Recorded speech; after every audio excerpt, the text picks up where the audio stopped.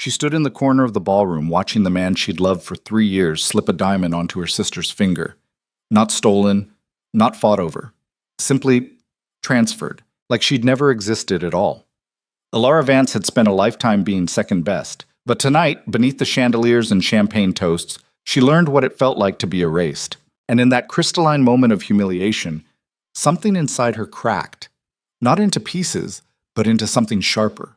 Something that refused to disappear quietly. If you want to see how a woman nobody noticed became impossible to ignore, stay with me until the end. Drop a comment with your city.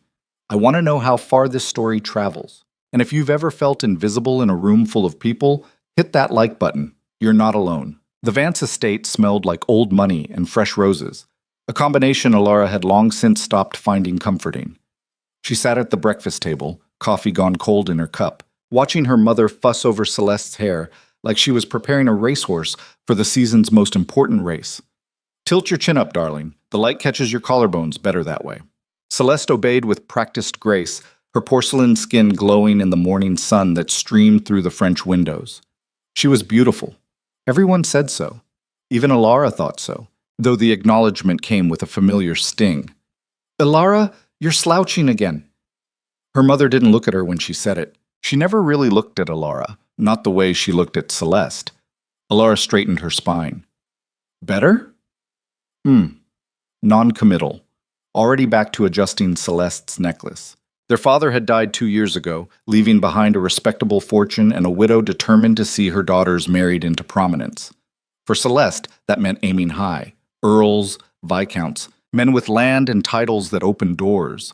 For Alara, it meant aiming at whoever was left standing after Celeste made her choice. Alara had made peace with that. Or she thought she had. "The Ashford Ball is in 3 days," her mother announced, stepping back to admire her handiwork. "Celeste, I expect you'll be the jewel of the evening." "Alara," she paused, finally glancing in her direction. "Do try to smile more. You always look so serious." "I'll work on that." Her mother missed the sarcasm entirely. Or maybe she just chose to ignore it. Celeste caught Alara's eye across the table and offered a small, apologetic smile. It wasn't her fault, Alara reminded herself. Celeste hadn't asked to be beautiful. She hadn't asked to be the favorite. She was kind, even genuinely kind, which somehow made it worse. "Are you excited?" Celeste asked softly. "For the ball?" Alara forced a smile. "Sure, you should be. I heard Lord Thorne will be there." The coffee cup nearly slipped from Alara's hand. Lord Marcus Thorne. Tall, broad-shouldered, with dark hair that always looked slightly disheveled in a way that seemed intentional. He had a laugh that carried across rooms and a way of making whoever he spoke to feel like the only person in the world. Alara had fallen for him the first time she'd heard that laugh. 3 years ago, at a garden party where she'd been hiding behind a rose trellis with a book. He'd found her there, teased her gently about her choice of reading material, and then, miracle of miracles, sat down beside her and talked about poetry for an hour. She'd thought it didn't matter what she'd thought. "I'm sure he'll have a wonderful time," Alara said carefully. Celeste's smile turned knowing. "I'm sure he will. Mother says he's looking to settle down this season." Of course he was. Men like Marcus Thorne didn't stay on the market long, and when they made their choice, it was never difficult to predict. Alara excused herself before the conversation could twist any deeper into her chest. The Ashford Ball was exactly what Alara expected. A glittering parade of silk and ambition, with everyone pretending they weren't sizing each other up like racehorses. She arrived with her mother and Celeste, who looked like a goddess in pale blue satin, her blonde hair pinned up with pearls. Alara wore green. It was a nice dress. She wasn't a martyr. But next to Celeste, she might as well have been wearing burlap. "Remember," her mother hissed as they entered the ballroom, "posture, Alara, and for heaven's sake, don't talk about books." "Why would I talk about books?" "You always do. Men don't find it charming." Alara bit back a response. It wouldn't matter anyway. Her mother was already steering Celeste toward a cluster of eligible bachelors near the orchestra. Alara drifted towards the edge of the room, accepting a glass of champagne from a passing server. She wasn't sulking, she was observing. There was a difference. The ballroom was a study in controlled chaos, laughter that sounded rehearsed, smiles that didn't reach eyes, conversations that meant 3 things at once, Alara had spent years learning to read the subtext, and tonight the message was clear. Celeste Vance was the season's most desirable prize, and the bidding had officially begun. She spotted Marcus across the room almost immediately. He stood near the terrace doors, talking to a group of men she vaguely recognized. He looked good. He always looked good. Tailored black coat, crisp white shirt, that same easy confidence that made people gravitate toward him. Their eyes met for half a second. He smiled, polite, warm, utterly impersonal, and turned back to his conversation. Alara took a long drink of champagne. "You look like you're plotting a murder." The voice came from her left, low, dry, faintly amused. Alara turned and found herself looking at a man she didn't recognize. Tall, lean, dark-haired with gray eyes that seemed to catalog everything in a single glance. He wasn't smiling, but there was something in his expression that suggested he found the entire ballroom vaguely ridiculous. "Only a small one," Alara said. His mouth twitched. "Anyone I know?" "Doubtful. It's a personal matter." The best murders usually are. He extended a hand. "Dorian Hale." She shook it. His grip was firm, brief, entirely without flourish. "Alara Vance." Something shifted in his expression. Recognition, maybe. "The sister." Most people would have pretended not to know, or they would have stammered through an awkward clarification. Dorian Hale just stated it like a fact and waited for her response. Alara decided she liked him for that. "Yes," she said. "The sister." Must be exhausting. She blinked. "I'm sorry?" Being compared constantly. He gestured vaguely toward where Celeste held court, surrounded by admirers like planets orbiting the sun. "Can't imagine it's pleasant." Alara stared at him. People didn't say things like that. They thought it maybe, but they didn't say it. Not out loud, not to her face. "You're very direct," she said slowly. "I've been told it's off-putting." "It is." "Should I apologize?" "No." Alara surprised herself by smiling. "I think I prefer it." Dorian tilted his head slightly, studying her with an intensity that should have been uncomfortable, but somehow wasn't. "Good. I'm not particularly skilled at polite evasion." "What are you skilled at?" "Identifying exits, reading terrain, knowing when a battle's worth fighting." He paused.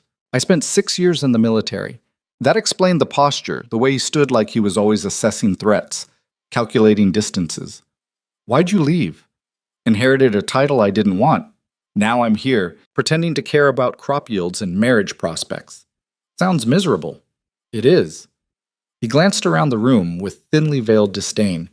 "But it pays better than soldiering. And no one's shooting at me." Alara laughed. A real laugh, not the practiced titter her mother preferred. Several heads turned. She didn't care. "So what's your strategy?" Dorian asked. "For surviving the season?" "Survive is about right," Alara admitted. "I'm not exactly a hot commodity." "Because you're not your sister." "Because I'm not my sister," she confirmed. "Seems like a stupid metric." "Welcome to high society." Dorian made a non-committal sound.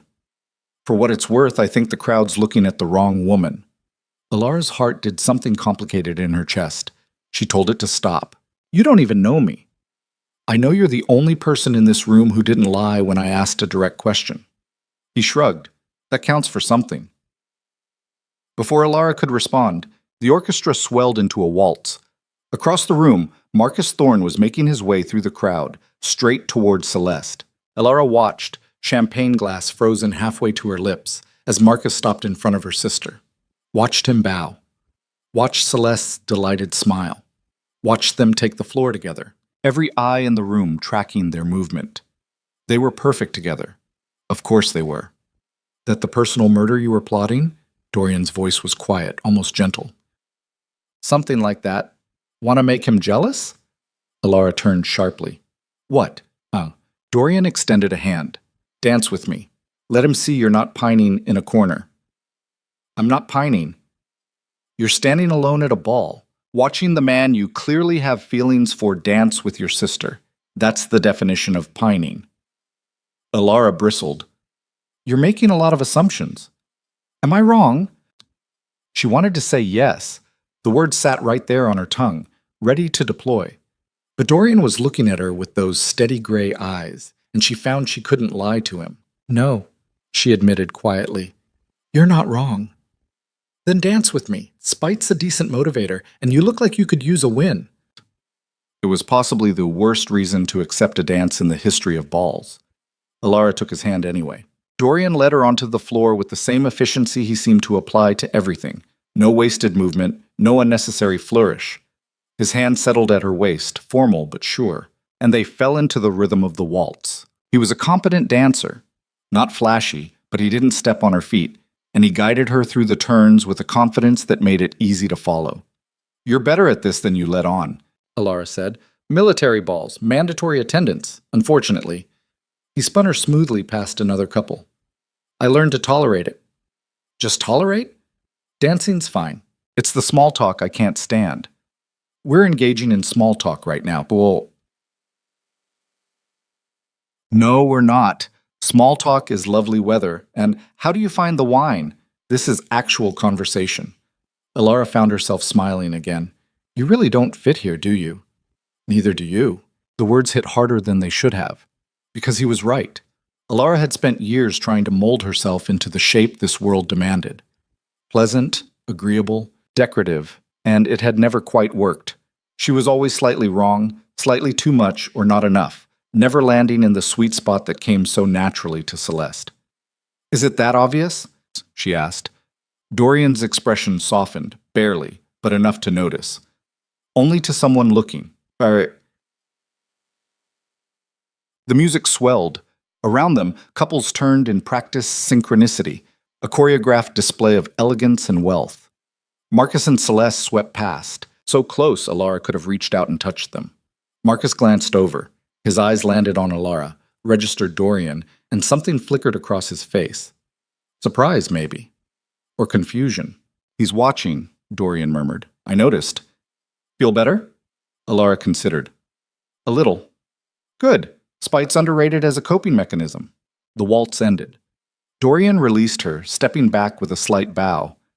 Thank you for the dance, Miss Vance. Alara, she corrected. If we're dispensing with polite evasion, we might as well dispense with formality. His mouth curved, not quite a smile, but close.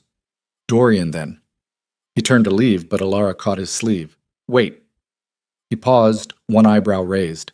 Why did you ask me to dance? Really? Dorian looked at her for a long moment. Because you were standing alone in a corner, looking like you wanted to set the room on fire, and I thought...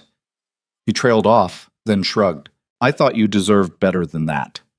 He left before she could respond, disappearing into the crowd with the same quiet efficiency he'd arrived with. Alara stood on the edge of the dance floor, champagne glass empty, heart doing something dangerously close to hoping. But the next morning brought rain, a steady, relentless downpour that matched Alara's mood. She sat in the library, a book open in her lap, reading the same paragraph for the 5th time without absorbing a single word. You're brooding. Celeste appeared in the doorway, still in her dressing gown, hair loose around her shoulders. She looked softer this way, younger, less like a prize and more like a sister. I'm reading, Alara corrected. You're staring at a book. There's a difference. Celeste crossed the room and perched on the arm of Alara's chair. What's wrong? Nothing. Lara. Alara hated that nickname, also loved it, also resented loving it. It's fine, Celeste. I'm fine. You left the ball early last night. I had a headache. You had feelings. Celeste's voice was gentle, maddeningly perceptive. About Marcus.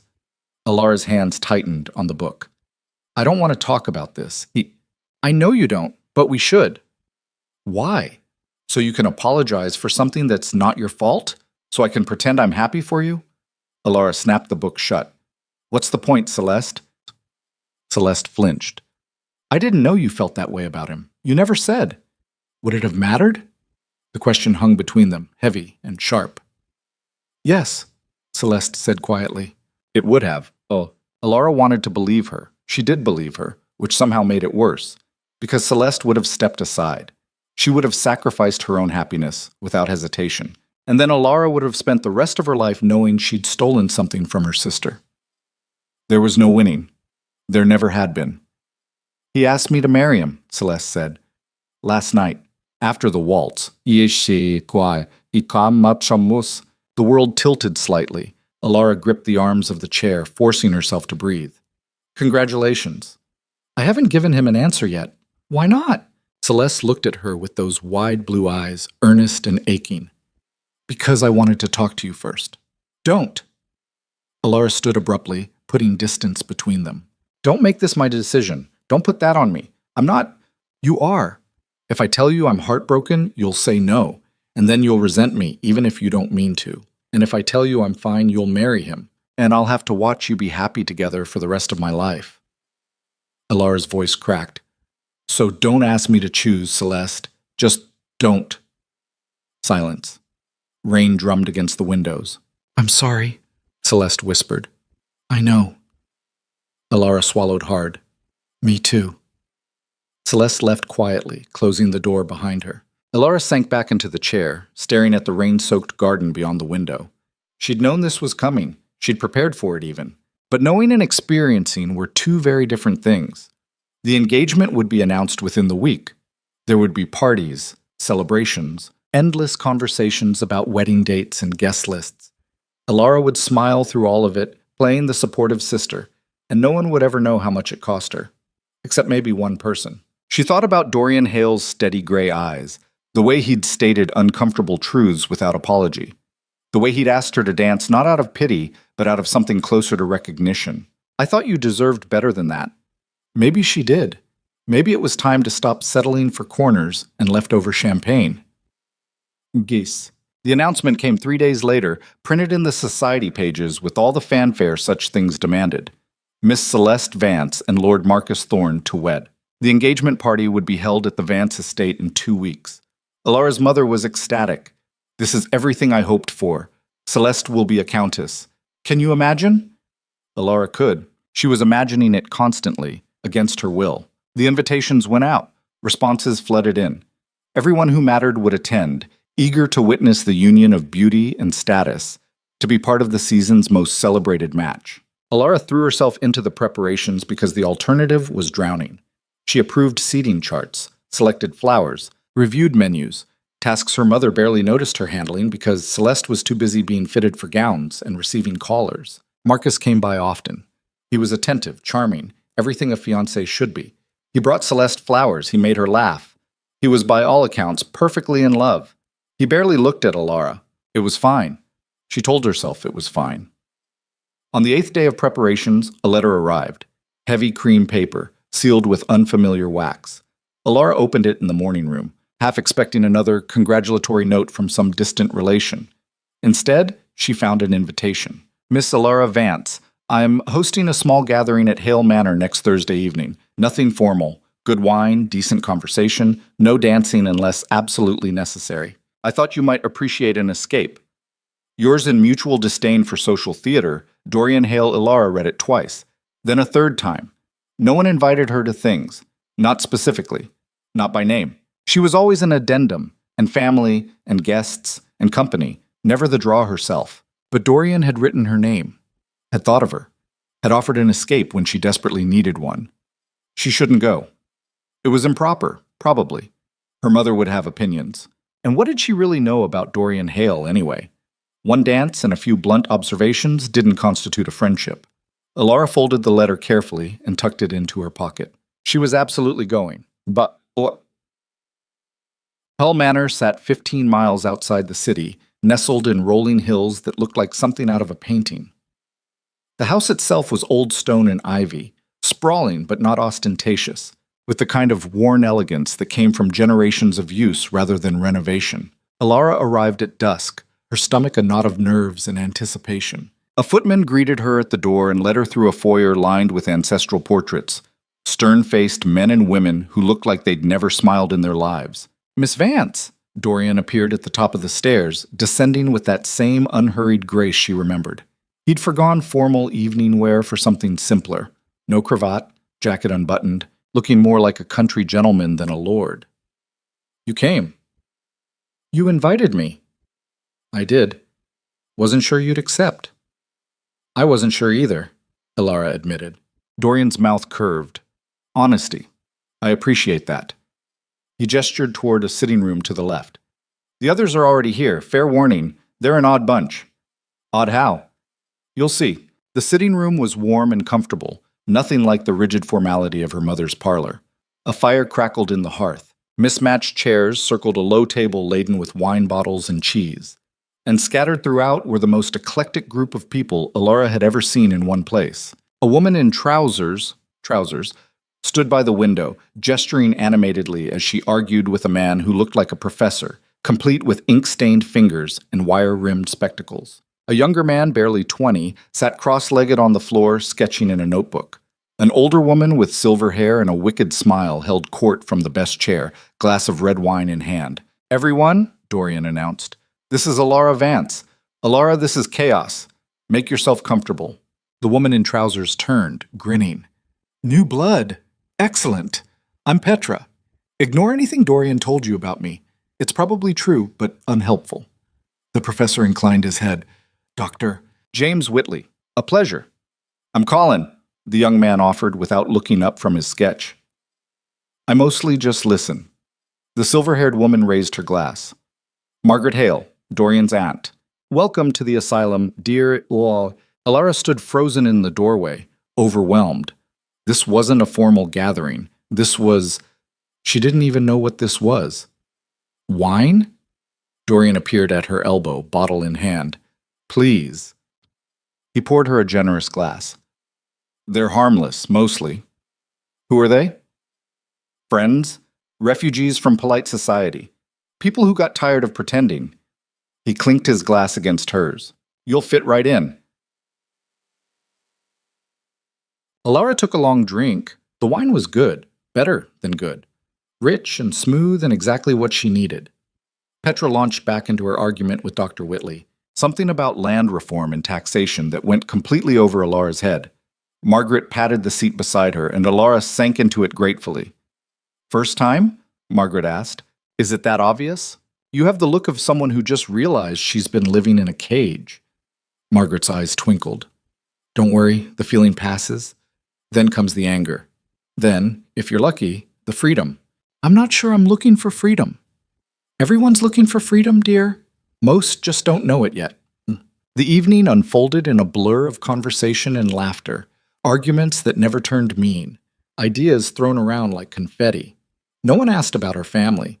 No one compared her to Celeste. No one seemed to care about her prospects or her marriage potential. They just talked to her. Like she was interesting.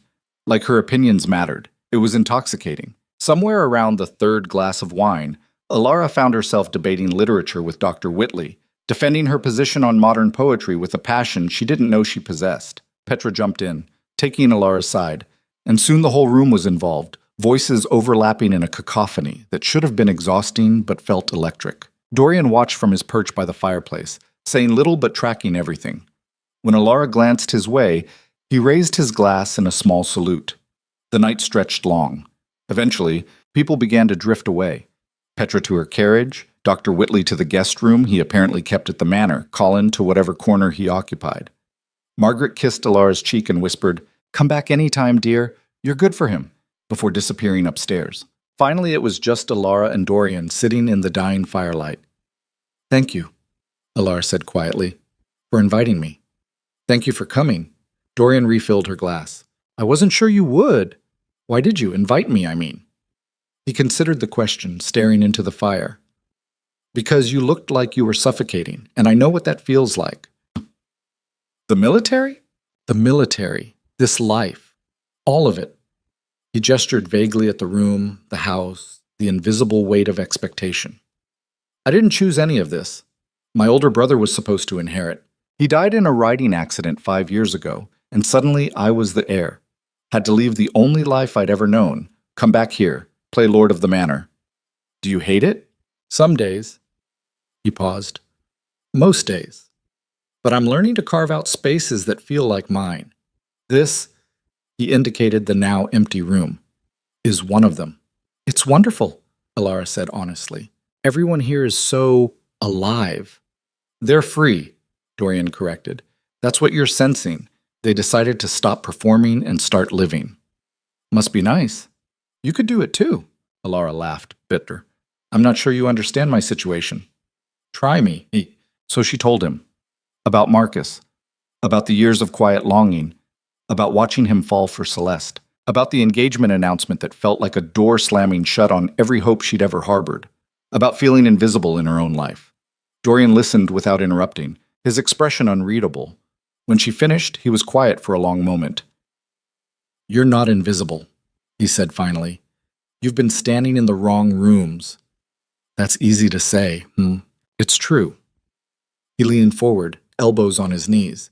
You spent 3 years pining for a man who never really saw you. Not because you're not worth seeing, but because he was looking at the wrong things. Beauty, status, easy charm. He wanted a prize, not a partner. That's harsh. It's honest. Dorian held her gaze. And I think you know it's true. Alara wanted to argue, but sitting here in this room full of the fading warmth of real conversation, she couldn't deny it. Marcus had never asked her about books, had never wanted to debate ideas. Their one conversation about poetry had been pleasant but shallow, a momentary diversion for him and a treasured memory for her. They'd never been compatible. She'd just been too infatuated to see it. So what do I do? She asked. Stop waiting to be chosen. Start choosing for yourself. Us. I don't even know what that means. It means you stop letting other people decide your worth. Dorian stood, offering her his hand. Come on. I want to show you something. He led her through the darkened house, up a narrow staircase to the 3rd floor, and then through a door she hadn't noticed before. Suddenly, they were on the roof, a flat section with a low wall, overlooking the hills. The sky was clear, stars scattered like diamonds on velvet. The air was cold and sharp, smelling of earth and distance. I come up here when it gets too loud in my head, Dorian said. Helps with perspective. Alara wrapped her arms around herself, shivering. Dorian shrugged out of his jacket and draped it over her shoulders. It smelled like him, cedar and smoke and something else she couldn't name. It's beautiful, she whispered. It's honest, he corrected. No pretense, no performance, just what it is. They stood in silence, watching the stars. I'm scared, Alara admitted, of making the wrong choice, of ending up alone. Alone isn't the worst thing you can be, Dorian said quietly. Invisible is worse. Compromised is worse. Settled is worse. You sound very sure. I've lived the alternative. I'd rather be alone and real than partnered and pretending. Alara turned to look at him. In the starlight, his features were softer, less guarded. Is that why you're still unmarried? Partially. Also because most of the women my aunt parades in front of me are terrified of actual conversation. He smiled slightly. Present company excluded. I'm not most women. I've noticed. Something shifted in the air between them, subtle but unmistakable. Alara's heart picked up speed. Dorian. I'm not Marcus Thorne, he said abruptly.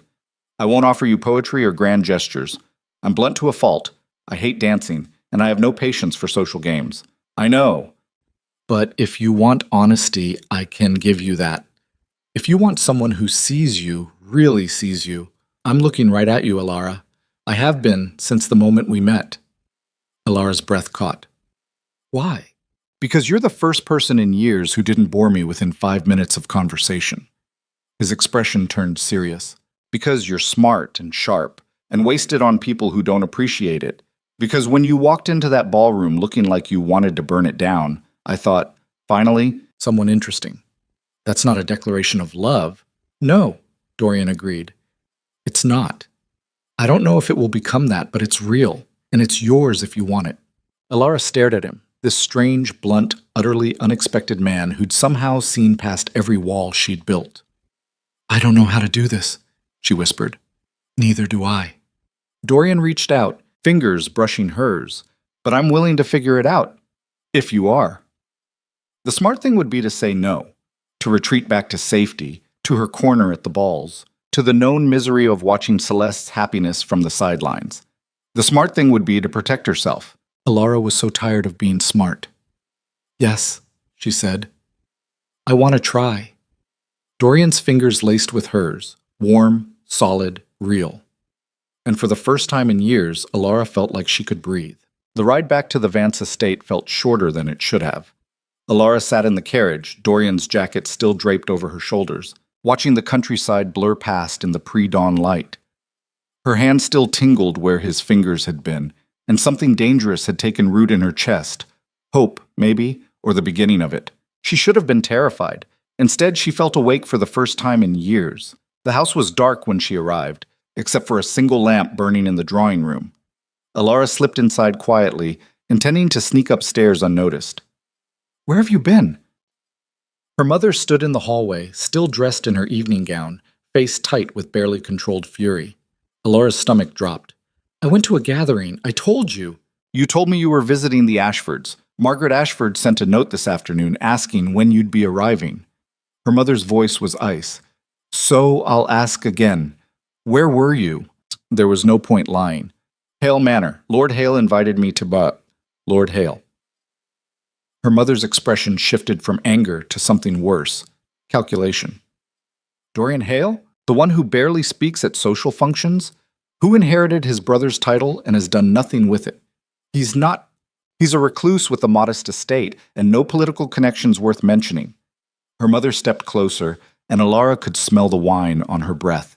She'd been waiting up, drinking, working herself into this state. "What could he possibly want with you?" The question hit like a slap. Not what do you want with him, but what could he want with her? As if Alara was so obviously worthless that any man's interest must be suspect. "Maybe he enjoys my company," Alara said quietly.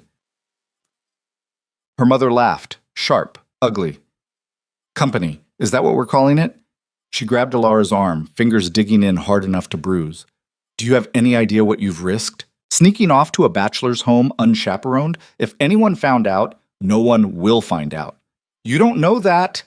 Her mother's composure cracked. "We are so close, Alara. So close to securing Celeste's future, to elevating this family. And you're going to ruin it with your selfishness." "I'm not trying to ruin anything." "Then stay away from Dorian Hale. Stay away from any man who might cause scandal. You will attend Celeste's engagement party, you will smile, and you will not embarrass this family." Her mother released her arm, smoothing her skirts. "Am I understood?" Alara's arm throbbed. "Yes. Good." Her mother turned toward the stairs, then paused. "And give me that jacket. I won't have you parading around in some man's clothing like a common—" "No." Her mother froze. Alara clutched the jacket tighter. It was childish, this small rebellion, but it was hers. "It's mine. He gave it to me." For a moment, she thought her mother might actually strike her. Instead, she just stared, expression unreadable in the dim light. "You've changed," her mother said finally. "I don't like it." She left Alara standing alone in the hallway, heart pounding, arm aching, Dorian's jacket warm against her shoulders.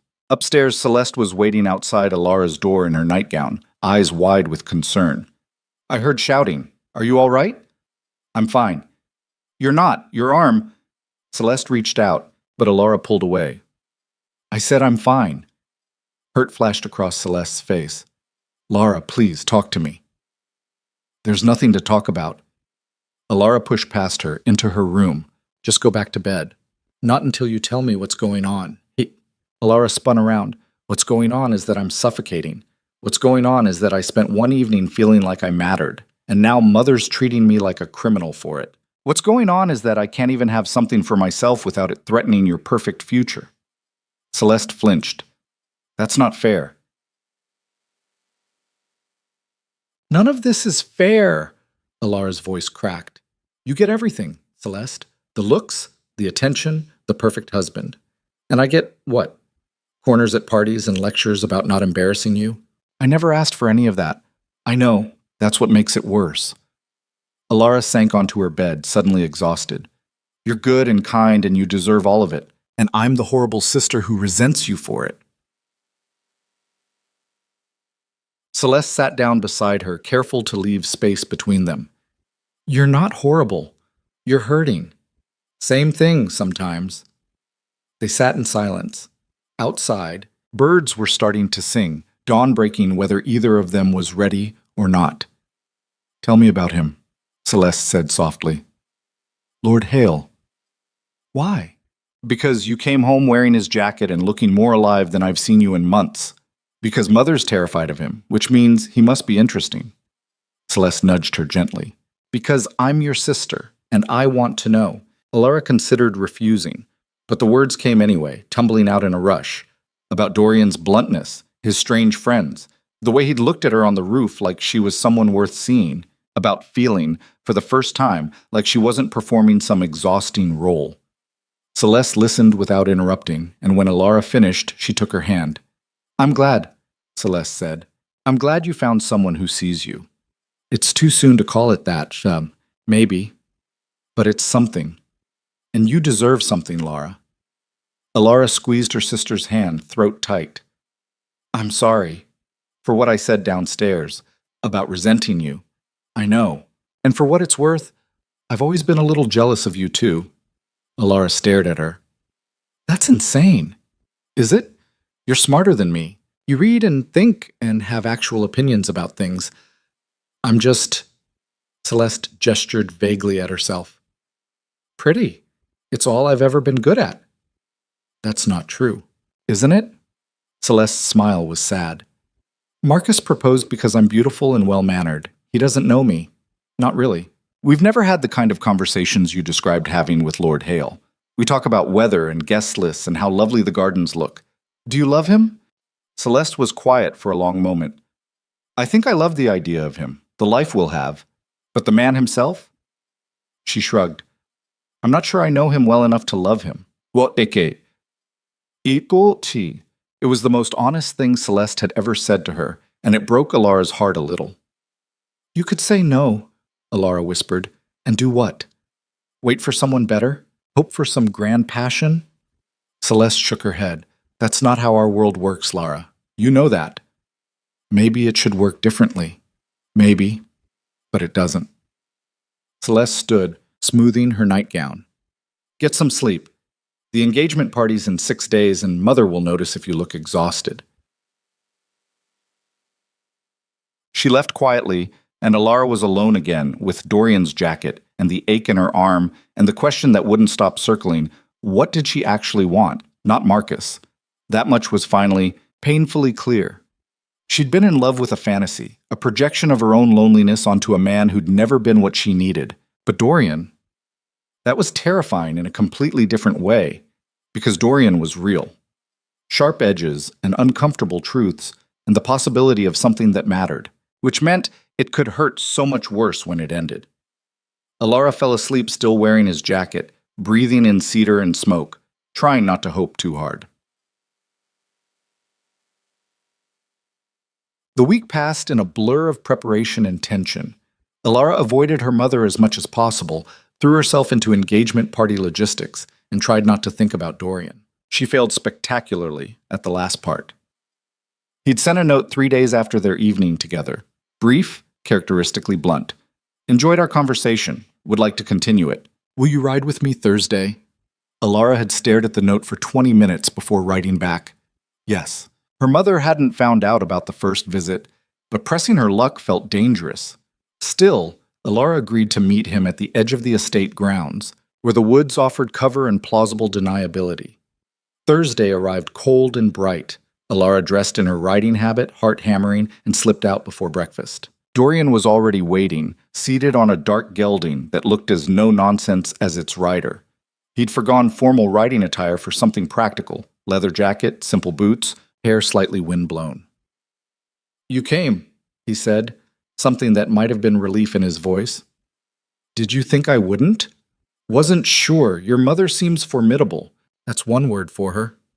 Alara mounted her mare, settling into the familiar rhythm of leather and motion. Where are we going? Away from prying eyes. I thought you could use the space. They rode in comfortable silence through the woods, morning light filtering through bare branches. Alara felt the tension of the past week start to unknot from her shoulders. Out here, there were no expectations, no roles to play, just movement and cold air, and the steady presence of someone who didn't need her to be anything other than herself. Dorian led them to a clearing overlooking a small lake, its surface mirror smooth and dark. They dismounted, and he pulled a flask from his saddlebag. Whiskey, he said, offering it to her, seemed appropriate. Alara took a sip. It burned going down, sharp and honest. Thank you for the note, for this. Thank you for saying yes. Dorian leaned against a tree, studying her with that unsettling directness. You look tired. I am tired. Your mother? Among other things. Alara took another sip, then handed the flask back. She knows I visited Hale Manor. She's not pleased. I imagine not. She thinks you're trying to ruin me. Dorian's mouth twitched. Am I? Are you? No, but I'm not trying to save you either. He took a drink, considering his words. I don't do rescues, Alara. I'm not built for it. What I'm offering is partnership, equals. But that means you have to choose it yourself. I'm trying to. Your mother won't make it easy. I know. Your sister's engagement party is tomorrow. People will be watching, judging. If we're seen together, it will start talk. Alara's chest tightened. Are you asking me to stay away? No, I'm asking what you want. Dorian pushed off the tree, closing the distance between them. Because if you want to keep this quiet, protect your reputation, play it safe, I'll understand. But if you want something real, something visible, you need to know what that costs. What does it cost? Everything comfortable. Your mother's approval, society's good opinion, the easy path. His gray eyes held hers. But you get to stop pretending. You get to stop being invisible. Alara's hands were shaking. She clasped them together, forcing herself to breathe. I don't know if I'm brave enough. You rode out here alone to meet a man your mother forbade you from seeing. That's brave enough. That's desperation, not bravery. Sometimes they're the same thing. Dorian reached out, fingers brushing her jaw, gentle, questioning. Tell me what you want, Alara. She wanted to stop being afraid. She wanted to matter. She wanted someone to choose her first, without hesitation, without comparison. She wanted him. I want to try, she whispered, even if it's hard, even if it costs everything. Dorian's expression softened, not much, but enough. Then try. I'll be there. He kissed her then, and it wasn't gentle or tentative. It was honest, searching and real and slightly desperate, like he'd been holding back and finally stopped. Alara kissed him back, fingers tangling in his jacket, letting herself fall into the terrifying certainty of choosing something for herself. When they broke apart, both breathing hard, Dorian rested his forehead against hers. Tomorrow's going to be difficult, he said quietly. I know. Your mother will try to keep us apart, Mom. She will. And Marcus Thorne will be there, celebrating his engagement to your sister. Alara pulled back slightly. Are you trying to talk me out of this? No, I'm making sure you know what you're walking into. Dorian's hand settled on her waist, steady and sure. Because once we do this publicly, there's no taking it back. People will talk. They'll make assumptions. Some of them will be cruel. I don't care. You might. When you're standing in a room full of people who've decided you're desperate or foolish or worse. Alara met his eyes. Will you be standing there with me? Yes. Then I don't care what they say. Dorian smiled, a real smile this time, not his usual sardonic twist. All right then. Let's give them something to talk about. Mopuk. The engagement party was everything Alara expected. And worse. The Vance estate glittered with lamplight and laughter, packed with everyone who mattered in their social circle. Celeste looked radiant in white silk, Marcus attentive and proud beside her. They moved through the crowd like royalty, accepting congratulations with practiced grace. Alara stood near the refreshment table, nursing champagne and trying not to be sick. You're doing that thing again, a familiar voice said. She turned to find Petra, Dorian's friend from Hale Manor, somehow looking perfectly at ease despite wearing trousers under a long coat that barely passed for feminine attire. What thing? Alara asked, looking like you want to set the room on fire. Petra grabbed a glass of wine. Dorian sent me ahead to scout. He'll be here soon. He's coming? Alara's heart jumped. Of course he's coming. You asked him to, didn't you? I mentioned it. I didn't think... Alara. Petra fixed her with a knowing look. He's been talking about you nonstop for a week. Drove Margaret absolutely mad. He's coming. Before Alara could respond, a ripple went through the crowd. Heads turned, whispers started. Dorian Hale had arrived. He hadn't dressed for society's expectations. No elaborate cravat, no excessive embroidery, just a well-cut black coat and the kind of presence that made people step aside without thinking about it. His eyes scanned the room, found Alara, and fixed there. He crossed the ballroom like it was a battlefield. Direct, efficient, utterly unconcerned with the stairs tracking his movement. "Miss Vance," he said when he reached her, and there was something in the way he said her name that made it sound like a claim. "Lord Hale." Alara's voice came out steadier than she felt. "Dance with me." It wasn't a question. Alara set down her champagne and took his hand. The orchestra was playing something waltz-like, and as Dorian led her onto the floor, Alara became acutely aware of every eye on them. Her mother, frozen near the entrance with a look of absolute horror. Celeste, concerned and confused.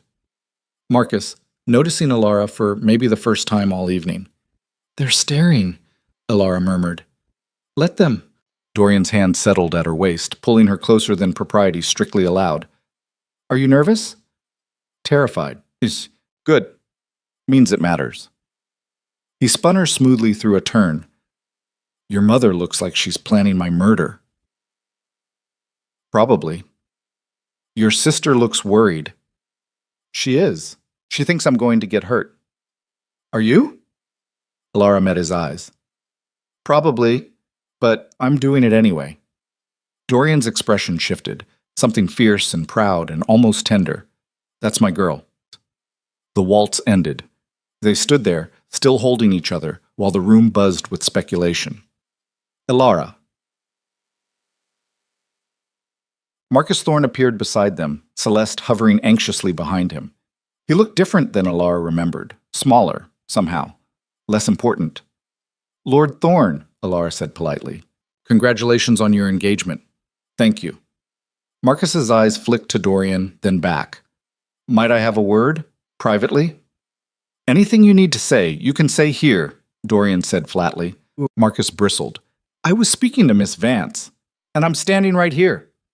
Dorian didn't move. Tension crackled. Celeste stepped forward, trying to diffuse. "Marcus, perhaps now isn't—" "It's fine," Alara interrupted. She looked at Dorian. "I'll be right back." His jaw tightened, but he nodded. "I'll wait." Marcus led her to a quieter corner, Celeste trailing reluctantly behind. Up close, Alara could see the confusion in Marcus's eyes, like he was trying to solve a puzzle that made no sense. "I don't understand," he said finally. "Dorian Hale? Really?" Alara's spine straightened. "Is there a question in there? I never thought you'd go for someone like him. He's so honest, direct, capable of actual conversation." The words came out sharper than intended. Marcus flinched. "Alara, I'm trying to look out for you." "Since when?" What? "Since when do you look out for me, Marcus?" Alara stepped closer, voice low and furious. "You've barely spoken to me in 3 years. You proposed to my sister 6 days ago. And now you're concerned about my welfare? I don't want to see you get hurt. Then you should have thought of that before you chose Celeste." The truth tasted bitter, but necessary. "I spent 3 years hoping you'd notice me, that you'd see past the obvious choice and realize I was there. But you didn't. And that's fine, that's your right. But don't pretend you care about protecting me now." Marcus looked genuinely stunned. "I didn't know. You never said, would it have mattered?" Silence. Celeste touched Marcus's arm gently. "We should go. People are watching." But Marcus wasn't done. "Hale's not good enough for you. He's withdrawn, antisocial, barely involved in society." "He sees me," Alara's voice cracked. "He looks at me and sees someone worth knowing. Can you say the same?" Marcus opened his mouth, closed it. The answer was written all over his face. "That's what I thought." Alara turned away. "Congratulations again on your engagement. I hope you'll be very happy." She walked back across the ballroom, aware of every whisper, every stare. Her mother tried to intercept her, but Alara kept moving until she reached Dorian. He was exactly where she'd left him, waiting with the patience of a man who'd weathered worse than social scandal. "Ready to leave?" he asked quietly. "Please." Dorian offered his arm. They walked out together, through the crowd that parted like water, past Alara's mother's murderous glare and Celeste's worried face, and Marcus's dawning comprehension. Outside, the night air was cold and sharp. Alara breathed it in, feeling like she'd been underwater and finally surfaced. "You all right?" Dorian asked. "I just burned every bridge I have." "Is that a problem?" Alara laughed, slightly hysterical, but real.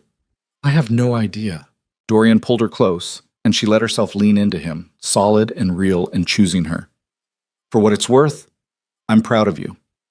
For humiliating myself in front of everyone who matters, for choosing yourself. That takes more courage than people think." He pressed a kiss to her temple. "And for the record, you didn't humiliate yourself. You were magnificent." Lara looked up at him, this impossible man who'd somehow seen her when no one else had. "What happens now?" Now. Dorian's mouth curved. "Now we deal with the fallout, together." Behind them, the party continued, music and laughter, and the carefully constructed world Alara had just walked away from. Ahead was uncertainty, scandal, her mother's fury, and the very real possibility that this gamble would destroy everything. Alara took Dorian's hand and didn't look back. The carriage ride to Hale Manor happened in near silence, Alara's hand clasped tight in Dorian's, both of them watching the darkness slide past the windows. She should have felt victorious. She'd chosen herself, walked away from a life that was slowly suffocating her. Instead, she felt hollowed out, like she'd left pieces of herself scattered across that ballroom floor. "Second thoughts?" Dorian asked quietly. "Third and fourth ones, too." Alara leaned her head against his shoulder. "Is that normal?" "Probably. I wouldn't know. I've never done anything this reckless before." That startled a laugh out of her. "You were a soldier. You faced actual combat. Combat has rules, orders, a clear enemy." His fingers tightened around hers. "This? This is uncharted territories." The carriage pulled up to Hale Manor, and Margaret was waiting at the door, wrapped in a shawl despite the late hour. She took one look at Alara's face and ushered them inside without questions. "Wine or whiskey?" Margaret asked, already moving toward the sitting room. "Whiskey," Alara and Dorian said simultaneously. Margaret poured 3 generous glasses and settled into her chair with the air of someone preparing for a long night. "Tell me everything." So Alara did. The confrontation with Marcus, her mother's fury barely contained, the walkout through a sea of scandalized faces. Margaret listened without interrupting, and when Alara finished, the older woman raised her glass in a sardonic toast. "Well, you've certainly made an entrance into our little rebellion. I've ruined myself, you mean?" "Depends on your definition of ruined." Margaret took a long drink. "Society will say you threw yourself at a man above your station after being rejected by another. Your mother will say you've destroyed your family's reputation. But those of us watching from the outside?" She smiled. "We'll say you finally grew a spine. That's a generous interpretation." "It's an accurate one." Margaret leaned forward. "Do you know what society fears most? Not scandal. We love scandal. We fear women who stop playing the game, women who refuse to apologize for wanting more than we're offered." Dorian shifted beside Alara. "Aunt Margaret, let me finish." Margaret's eyes stayed locked on Alara. "You walked out of that party holding my nephew's hand in front of everyone who matters. That wasn't desperation, dear. That was a declaration of war." Alara's stomach twisted. "I don't want war." "Too late. You have it anyway." Margaret's expression softened slightly. "But you're not alone in it. Dorian may be antisocial and blunt as a hammer, but he's loyal. And this household? We take care of our own. I'm not part of your household." "I'm Mason." "You are if you want to be." Margaret stood, kissing Alara's forehead in a gesture so maternal it made her chest ache. "Stay here tonight. Your mother won't expect you home anyway, and you need time to think without her voice in your head. Guest room's made up." She left them alone in the sitting room, firelight casting shadows across Dorian's angular features. "She's right. You know," he said, "about the war part. I know. Your mother won't forgive this. She'll see it as betrayal. You prioritizing yourself over Celeste's social standing. Alara closed her eyes. Celeste will try to smooth things over. She always does. Maybe, but she's marrying Marcus in 3 months. She'll have her own life, her own household. Where does that leave you? The question landed like a stone in still water, ripples spreading. Where did it leave her? Unmarried, scandalous, living in her mother's house under constant disapproval. The future stretched out bleak and suffocating. I don't know, Alara whispered. Dorian set down his glass and took her hands. Marry me. Alara's heart stopped. What? Marry me. Not someday. Not eventually. Now. Soon as we can arrange it. You're insane. Probably, but I'm also serious. His grip tightened. We're already facing the scandal. Might as well make it official. We've known each other 2 weeks. I've known soldiers for 2 days who I'd trust with my life. Time isn't the measure that matters. Dorian's eyes searched hers. I know you're smart and sharp and braver than you think. I know you make me want to be less of a bastard about everything. I know that when you walked out of that party tonight, I felt something I haven't felt in years. Pride. In you. In us. Alara's throat closed. That's not love. No, it's not. It didn't flinch from the truth. Love takes time, but it's respect, partnership, a foundation worth building on, which is more than most society marriages start with. He wasn't wrong. Celeste and Marcus barely knew each other beyond polite conversation and mutual attraction. Half the couples at that party had married for status, convenience, family pressure, anything except genuine connection. But marriage? That was permanent, binding. Once she said yes, there was no undoing it. I need time, Alara said, to think. How much time? I don't know, more than 5 minutes.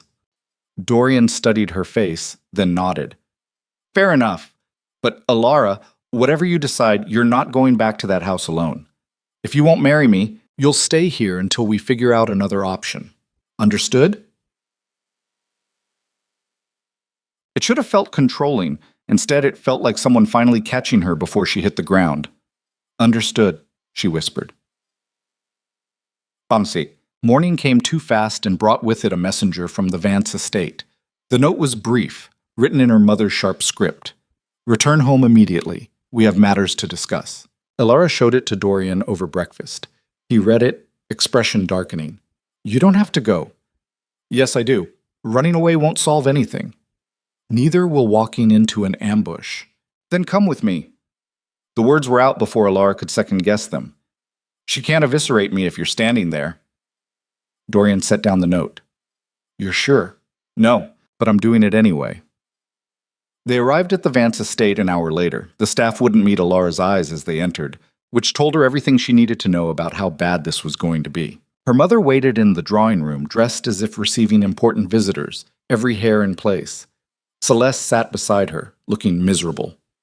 Lord Hale, her mother said icily, how kind of you to escort my daughter home. You may leave now. I'll stay, Dorian said, positioning himself near Alara like a sentry. This is a family matter. And Alara asked me to be here, so I'm here. Her mother's jaw tightened, but she shifted focus back to Alara. Sit. Alara remained standing. I'd rather not. I said sit, and I said no. Alara forced her voice steady. If you have something to say it. The slap came so fast Alara barely registered it before pain exploded across her cheek. She stumbled back, hand flying to her face, shock and hurt warring for dominance. Dorian moved instantly, putting himself between them. Touch her again, and title or not, I will have you brought up on charges. Her mother's face was white with fury. How dare you speak to me that way in my own home? How dare you strike your daughter? She humiliated this family, threw herself at you in front of everyone, made a spectacle. I chose him, Alara cut in, voice shaking but clear. I wasn't throwing myself anywhere. I made a choice. A choice? Her mother laughed, brittle and mean. You made yourself look desperate and foolish. Marcus Thorne is marrying your sister, and instead of accepting it with grace, you parade around with the first man who shows you attention. Do you have any idea what people are saying? I don't care what they're saying. Well, you should. Her mother's composure cracked completely. Because their words affect Celeste, affect her marriage, her standing, her future. But you don't think about that, do you? You never think about anyone but yourself. The accusation hit hard because part of it was true. Alara had spent so long feeling invisible that she'd stopped considering how her actions might ripple outward. Celeste stood, voice quiet but firm. Mother, that's enough. Stay out of this. Celeste. Well, no. Celeste moved beside Alara, and the simple act of solidarity nearly broke Alara's composure. Alara isn't responsible for my happiness. She's allowed to make her own choices. Not when they damage this family. The only one damaging this family is you, Celeste said, and their mother actually recoiled. Look at her face. You struck her, your own daughter. I don't care what she did. There's no excuse. Celeste took Alara's hand. I'm sorry. I should have said something years ago. Should have seen how she treated you. Alara squeezed her sister's fingers, unable to speak past the knot in her throat. Their mother looked between them, something crumbling behind her eyes. I gave you everything, both of you. You sacrificed us for your ambitions, Celeste interrupted. You turned us into competition when we should have been allies. And now you're losing both of us. Celeste, I'm marrying Marcus in 3 months. After that, I'll have my own home. And Alara. Celeste looked at Dorian. Alara will have hers. Dorian met Celeste's gaze, something passing between them. Understanding, maybe. Permission. Then he looked at Alara. If she'll have me. The room went silent. What? Their mother's voice was faint. Dorian kept his eyes on Alara. I asked her last night. She needed time to think. But the offer stands. Marry me, Alara. Not because you need rescue. Because we chose each other. Alara's cheek still throbbed from the slap. Her mother stared at her with something between fury and betrayal. Celeste held her hand, anchoring her. And Dorian waited, patient and steady, offering her a way forward that didn't require her to disappear. Yes, Alara said. I'll marry you. Her mother made a strangled sound. You can't be serious. I am. You've known him 2 weeks, and in that time, he's shown me more respect than I've gotten in this house in years. Alara pulled her hand from Celeste's, standing on her own. I'm sorry if this hurts you. I'm sorry it's not the path you wanted, but it's mine. Then you're no daughter of mine. The words should have hurt. Maybe they did, somewhere beneath the adrenaline and shock. But mostly, Alara just felt tired. I can live with that, she said quietly. Her mother's face went rigid. Get out! Both of you, now! Dorian moved toward the door, but Alara hesitated, looking at Celeste. Her sister's eyes were wet, but she smiled, sad and proud and genuine. Be happy, Celeste whispered. Please. You too, see. Then Alara turned and walked out of her childhood home for what felt like the last time, Dorian's hand warm and steady against the small of her back. The next 3 weeks were chaos. Dorian secured a special license, Margaret handled arrangements with ruthless efficiency, and Petra gathered their small circle of friends who would bear witness. There would be no grand society wedding, no elaborate ceremony, just vows and rings and the people who actually mattered. Alara's mother sent no word. Celeste wrote daily, small notes of encouragement, offers of help, reminders that she was loved even if their mother couldn't see past her own anger. Marcus sent a stiff formal letter of congratulations that felt more obligatory than genuine. The rest of society had plenty to say. The gossip columns were merciless. Vance, sister ensnares, reclusive lord, rejected by one, desperate for another, social climber makes bold play. Alara read them once, then burned them in the fireplace. Does it bother you? Dorian asked one evening, finding her watching the flames consume the printed vitriol. Less than I expected. Alara accepted the wine he offered. They don't know me.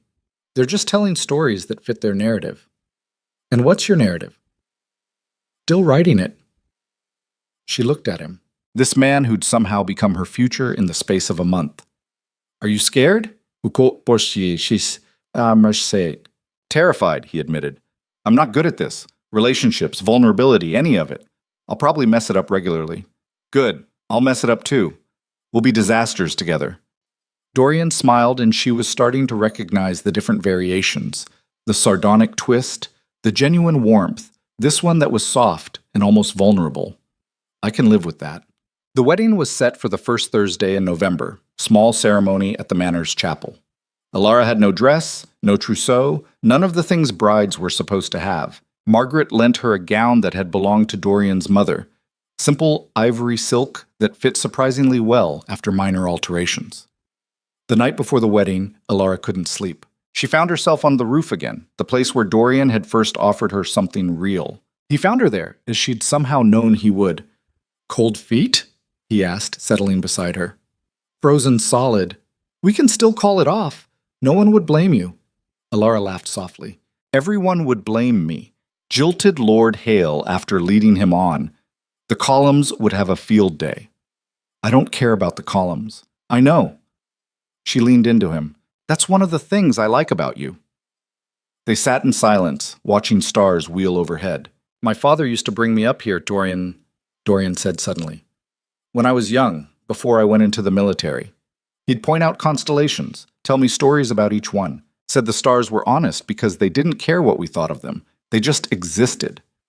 "Is that why you like it up here?" "Partially. Also because it's the only place I feel like I can breathe." He paused. "Until recently." "What changed recently?" "You." Dorian turned to face her. "You make rooms feel less suffocating. I don't know how to explain it better than that." Alara's chest ached in the best way. "For someone who claims to be bad at vulnerability, you're doing all right.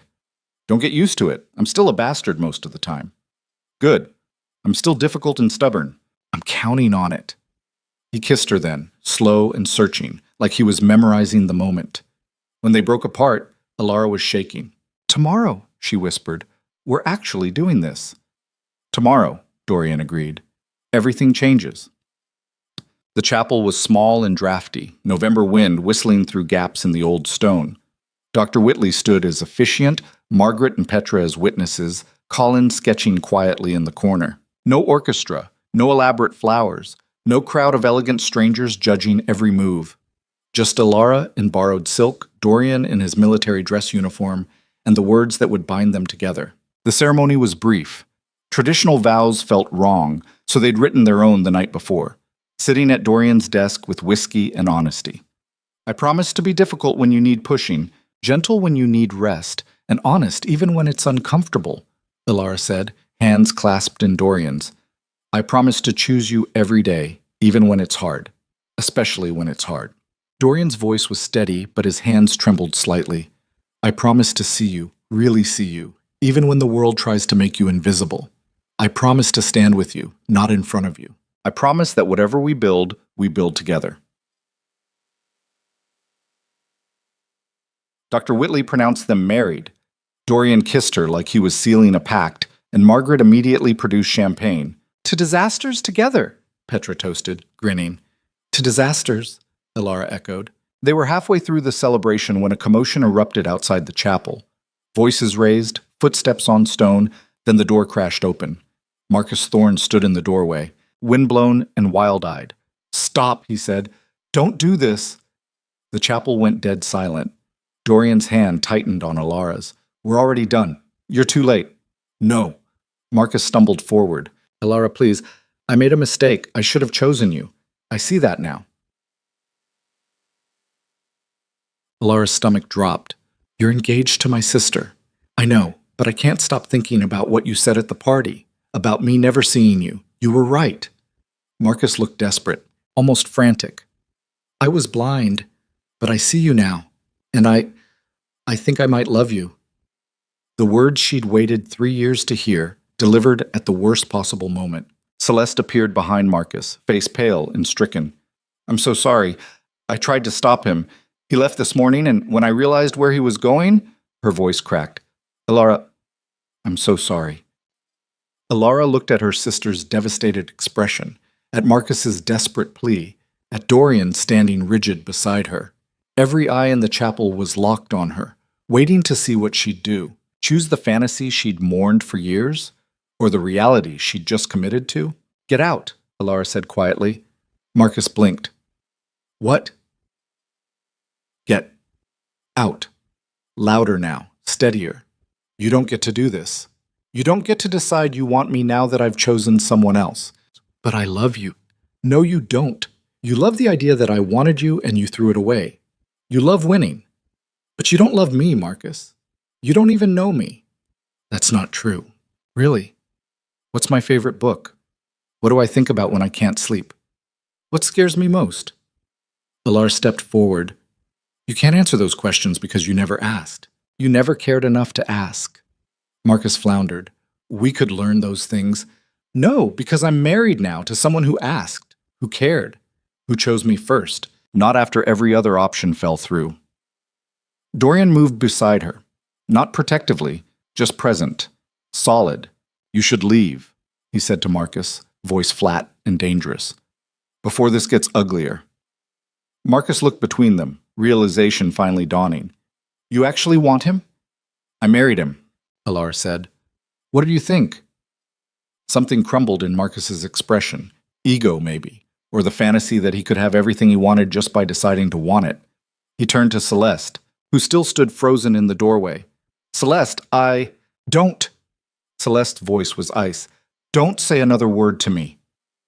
She turned and walked out, shoulders shaking. Marcus followed after a moment, stumbling like a drunk man. The chapel remained silent for a long beat. Then Margaret started laughing, deep, genuine belly laughs that shook her whole frame. Well, she said when she could breathe again, that was dramatic. The tension shattered. Petra giggled, then Colin, then even stern Dr. Whitley cracked a smile. Dorian pulled Alara close, and she felt his chest shaking with suppressed laughter against her back. Your sister will be all right, Margaret said, touching Alara's shoulder gently. She's stronger than she looks. Alara nodded, throat tight. She'd deal with Celeste later, make sure she was safe and supported. But right now, in this moment, she let herself feel the enormity of what had just happened. Marcus had offered her everything she'd thought she wanted, and she'd chosen herself instead. No regrets? Dorian murmured against her hair. A few, but not about this. Good, because you're stuck with me now. Could be worse. Could be better too, say. Alara turned in his arms, looking up at this impossible man who'd somehow become her husband in the space of a month. Ask me again in a year. Ask me in 50, Dorian countered. The party resumed, smaller and stranger and infinitely more real than any society wedding. Later, after too much champagne and too many toasts, after the guests had departed and the chapel stood empty, Alara and Dorian walked back to the manor hand in hand. Tomorrow would bring new complications. Celeste's broken engagement, society's renewed judgment, her mother's continued fury. The future stretched uncertain and potentially brutal. But tonight, Alara was someone's first choice, someone's equal, someone's partner. Tonight, she was Alara Hale, and for the first time in her life, that felt like enough. They reached the manor steps just as the first drops of rain began to fall.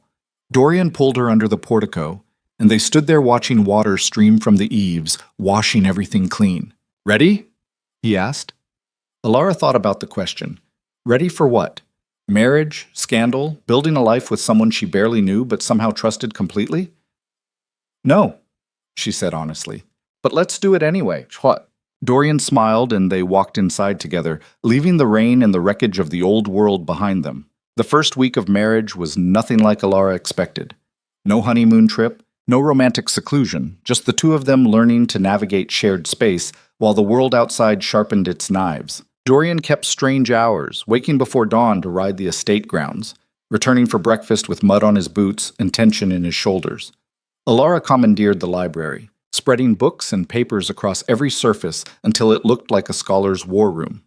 They collided at meals, in hallways, in the sitting room where neither quite knew how to be married yet. You're reorganizing my entire library, Dorian observed on the third morning, surveying the chaos. Alara didn't look up from her notes. Your system made no sense. Poetry mixed with military history, philosophy next to agricultural treatises? It was organized by acquisition date. That's not organization, that's laziness. Dorian's mouth twitched. Should I be offended? Probably. Alara finally met his eyes. Are you? No, you're right, it was lazy. He picked up one of her books, some dense philosophical text. What are you working on? Understanding estate management. If I'm going to be lady of this manor, I should probably know what that means. Something shifted in Dorian's expression. You don't have to. I want to. Elara set down her pen. I spent years being decorative and useless. I'd like to try being neither. Dorian studied her for a long moment, then nodded. All right, but you're meeting with my steward this afternoon. He'll tell you everything I should know and don't. Yes, did. The steward, a weathered man named Thomas, looked skeptical when Elara appeared in his office that afternoon. That skepticism lasted approximately 20 minutes, until Elara started asking questions that made it clear she'd done her homework. The northern fields are underperforming, she said, pointing to the ledger. But you're still planning the same rotation. Why? Thomas blinked. Lord Hale's father died 5 years ago. Surely soil conditions have changed. Yeah. Well, yes, but so what if we tried something different? What grows well in depleted soil? Thomas stared at her like she'd grown a second head. Then, slowly, he smiled. Legumes, my lady. Clover, peas. They fix nitrogen back into the earth. Then let's try it. Small section first, see what happens. By the time she left his office, Thomas was looking at her with something approaching respect. Elara felt lighter than she had in days. That evening, she found Dorian in his study, reviewing what looked like legal documents. He glanced up when she entered, and she caught something raw in his expression before he shuttered it. What's wrong? She asked. Nothing. Just estate business. You're a terrible liar. Dorian sighed, pushing the papers away. Your mother filed a petition with the local magistrate.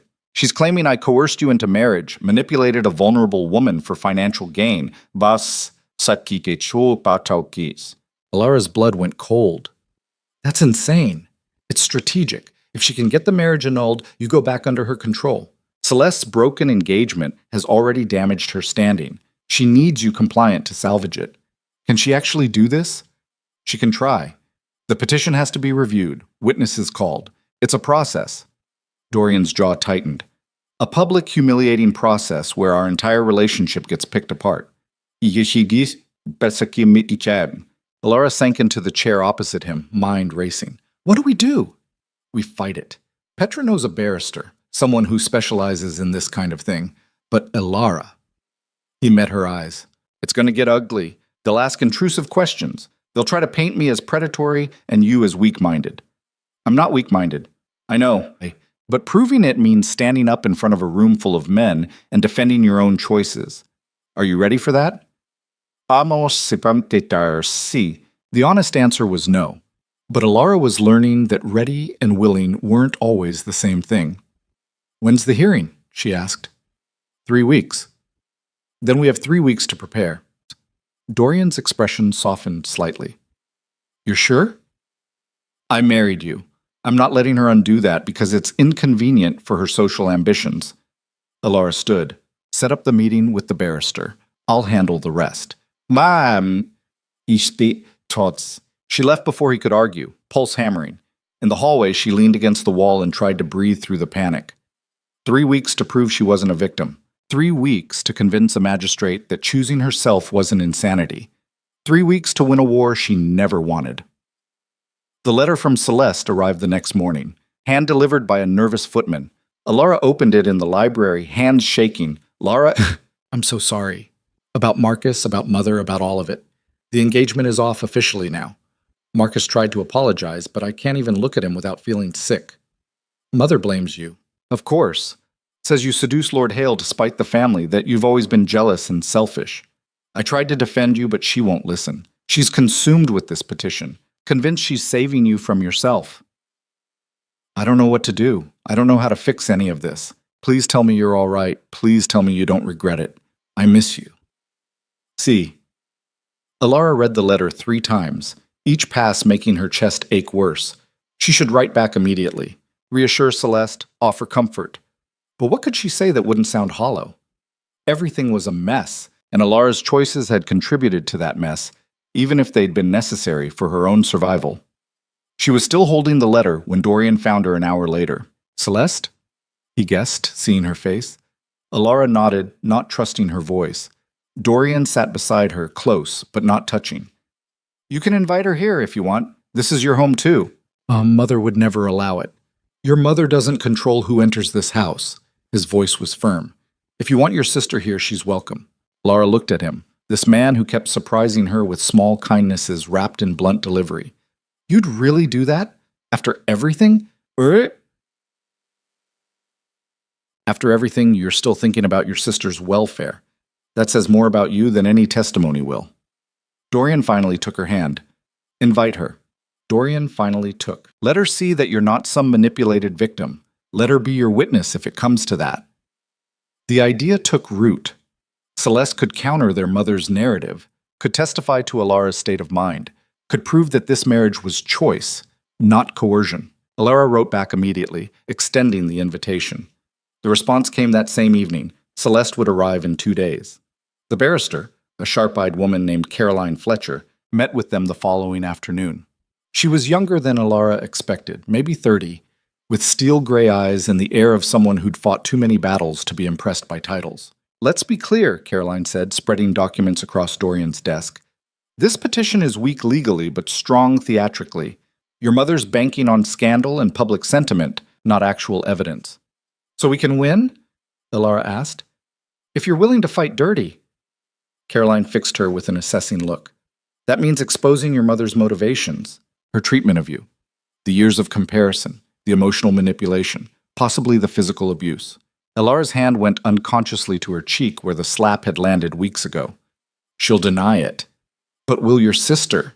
The question hung heavy. Asking Celeste to testify against their mother felt like crossing a line. But then again, their mother had already crossed every line that mattered. I'll ask her, Alara said quietly. But I won't force her. Wa ojigi. Aman. Caroline nodded approvingly. Good. Coercion's what we're fighting against. Can't use it ourselves. She pulled out more papers. Now, let's talk about your courtship. Every interaction, every conversation. They'll try to find inconsistencies, proof of manipulation. We need to be airtight. They spent the next 3 hours reconstructing everything. The first meeting at the ball, the gathering at Hale Manor, the night on the roof, Dorian's blunt proposal, Alara's acceptance, the wedding itself. Caroline took notes in swift shorthand, occasionally stopping to ask clarifying questions.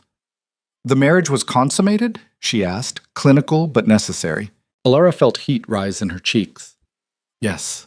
Good. Makes annulment harder. Caroline didn't look up from her notes. They'll try to claim Lord Hale took advantage. You'll need to be clear that intimacy was consensual and mutual. It was, Dorian said flatly. I'm sure, but a magistrate will need to hear it from Lady Hale.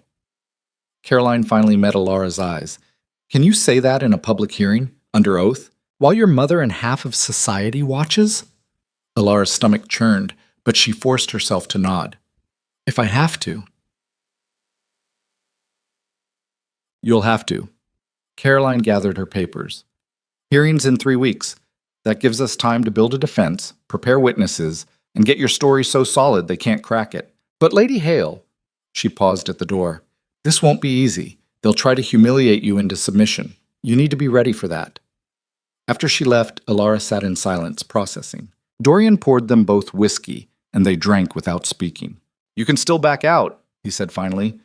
Let the annulment go through. I won't fight it, if that's what you want. Alara looked at him. Is that what you want? No. No hesitation. But I won't trap you in something you regret. I don't regret it.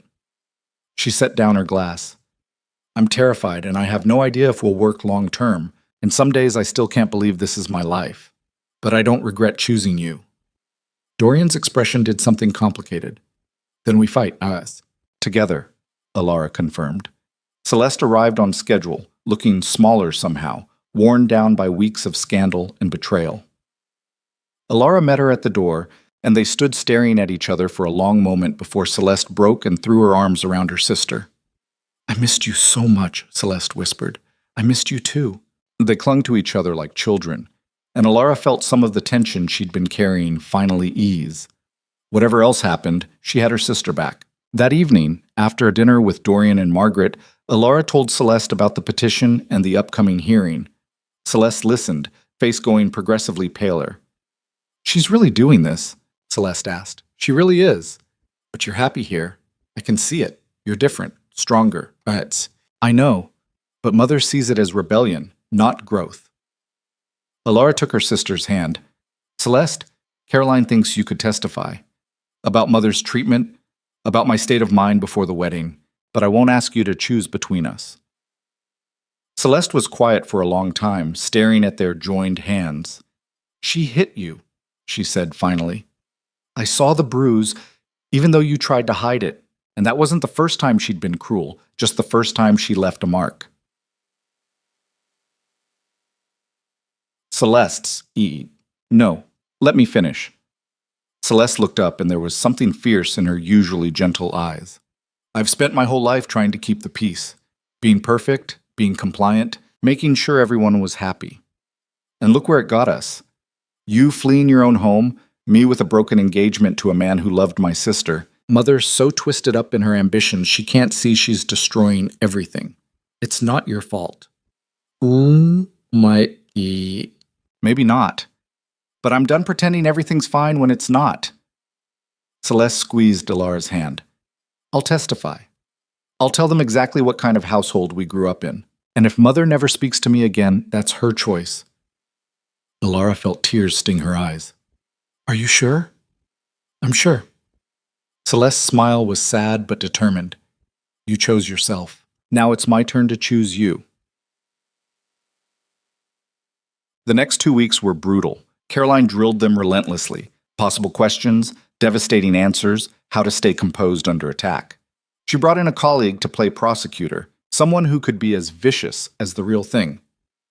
You claim Lord Hale didn't manipulate you, the mock prosecutor sneered during one practice session. Yet you married him mere weeks after being rejected by Lord Thorne. Sounds like desperation, not choice. Alara forced herself to meet his eyes. I married Lord Hale because he saw me as a person, not a prize. That's not desperation, that's recognizing value. Value in his title, his estate?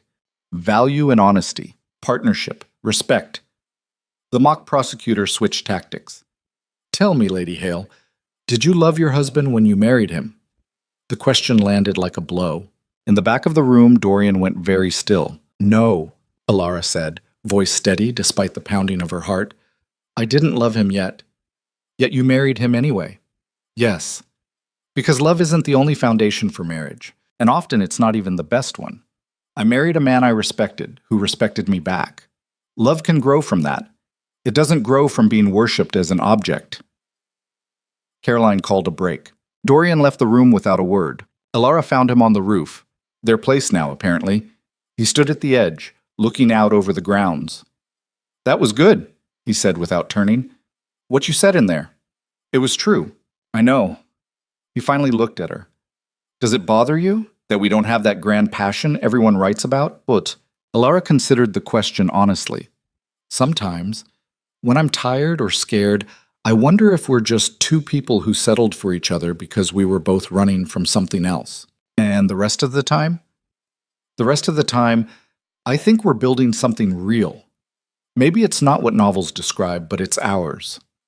She moved beside him. Does it bother you? That we don't have poetry and roses and declarations? No. Dorian's mouth quirked. That stuff always seemed performative anyway.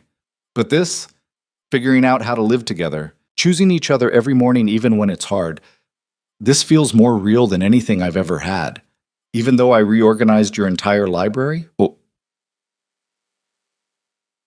Especially because of that. He pulled her close, and Alara let herself lean into him. You care. About the estate, about making this work, about being more than just a title. That matters more than whether you loved me on our wedding day. For the record, Alara said quietly, I think I'm getting there, the loving you part. Dorian's arms tightened around her. Yeah? Yeah. They stood there as the sun set, and Alara felt something settle in her chest. Not the wild passion of novels, but something steadier, something that might actually last. The hearing day arrived gray and cold, the magistrate's chamber packed with spectators hungry for scandal. Alara's mother sat in the front row, perfectly dressed, perfectly composed. She didn't look at Alara once. The magistrate, an older man named Lord Ashton, called the proceedings to order. Alara's mother's barrister, a pompous man named Greaves, stood to present the petition. "We are here," Greaves intoned, "because a mother fears for her daughter's welfare. Lady Vance has evidence that her daughter, Miss Alara Vance, was manipulated and coerced into a marriage with Lord Dorian Hale, a man she barely knew, who isolated her from family and took advantage of her vulnerable emotional state. What? Objection? Caroline said crisply. It's Lady Alara Hale now. The marriage stands unless this court rules otherwise. Lord Ashton nodded. Sustained. Continue, Mr. Greaves, but mind your terminology. Greaves called Alara's mother to testify first. She took the stand with practiced grace, playing the worried parent perfectly. My daughter was always delicate, she said, voice trembling just enough. Sensitive. After Lord Thorne chose her sister, she was devastated. Lord Hale took advantage of that devastation, swept her away before she could think clearly. And you witnessed this manipulation? Greaves prompted. I saw my daughter change from obedient and reasonable to defiant and secretive. She snuck out to meet him unchaperoned. She threw away her reputation, her family's standing, all for a man who'd shown her a moment's attention. The gallery murmured. Alara felt Dorian tense beside her. Caroline stood for cross-examination. Lady Vance, you describe your daughter as delicate and obedient. Would you say you encouraged those qualities? I raised her properly, if that's what you're asking. And properly meant ensuring she never contradicted you? Never made independent choices? It meant teaching her appropriate behavior for a young woman of her station. Did appropriate behavior include comparing her unfavorably to her sister? Alara's mother's composure cracked slightly. I never, Multiple witnesses will testify otherwise, but let's move on. Caroline paced closer. You claim Lord Hale manipulated your daughter. Can you provide specific examples of this manipulation? Threats? Blackmail? Financial pressure? He isolated her from family. She visited his home once, before the engagement, with other guests present. Caroline's voice sharpened. That's not isolation. That's socializing. He proposed after only knowing her 2 weeks. And she had every right to refuse. Did she appear coerced when she accepted? She was clearly not thinking clearly, or she was thinking clearly for the first time in years. Caroline let that land. No further questions. Greaves called 2 more witnesses, society women who testified to Alara's unusual behavior and concerning attachment to Dorian. Caroline dismantled both, revealing their testimonies were based on gossip, not observation. Then Caroline called Celeste. Alara's mother went rigid as her younger daughter took the stand. Celeste looked pale but composed, hands folded carefully in her lap. Miss Vance, Caroline began gently, you lived with your sister your entire life. Would you describe her as delicate or easily manipulated? No. Celeste's voice was quiet but firm. Alara is the strongest person I know. She just spent years hiding it. Why would she hide her strength? Celeste glanced at their mother, then away. Because strength wasn't what our household valued. Beauty and compliance were. Alara had one but not the other, and she was made to feel lesser for it. By whom? By our mother. The gallery erupted. Lord Ashton called for order. Can you provide examples? Caroline asked. Celeste took a breath. Constant comparisons. Why can't you be more like your sister? Smile more. Talk less. Stop reading so much. I heard it weekly. Daily sometimes. Her voice strengthened. And it got worse after our father died. Mother became obsessed with marrying us well, and Alara didn't fit the mold she wanted. Did this treatment ever become physical? Yes. The night Alara told Mother about her engagement to Lord Hale, our mother struck her across the face hard enough to leave a bruise. Gasps from the gallery. Alara's mother stood, face white. That's a lie. Sit down, Lady Vance, Lord Ashton ordered. Celeste continued, stronger now. I witnessed it. So did Lord Hale. And it wasn't affection or discipline. It was rage that Alara had chosen something for herself. Misa, Caroline nodded. In your observation, was your sister's marriage to Lord Hale coerced? No. It was the first free choice she'd made in years. Celeste looked directly at Alara. She chose someone who saw her worth. That's not manipulation. That's recognition. When Celeste stepped down, she walked past their mother without a glance. Finally, Caroline called Ilara. The walk to the witness stand felt endless. Every eye in the room tracked her movement. Ilara forced herself to breathe, to remember Caroline's coaching, to stay steady. Caroline started gently. Lady Hale, when did you first meet your husband? At the Ashford Ball, 6 weeks ago. And what was your impression? That he was blunt to the point of rudeness, antisocial, and completely uninterested in playing social games. Ilara smiled slightly. It was refreshing. Well, scattered laughter from the gallery. You were recovering from disappointment at that time, yes? Lord Thorne's engagement to your sister? I was, but I wasn't devastated. I was relieved. But that got attention. Caroline raised an eyebrow. Relieved? Sweet. Lord Thorne and I were never compatible. I'd built a fantasy around someone who barely knew I existed. Seeing him with Celeste forced me to admit that. Ilara kept her voice steady. It hurt, but it also freed me to stop waiting for someone else to validate my worth. And Lord Hale validated it? Lord Hale saw me. Not my sister's shadow, not a consolation prize. Just me.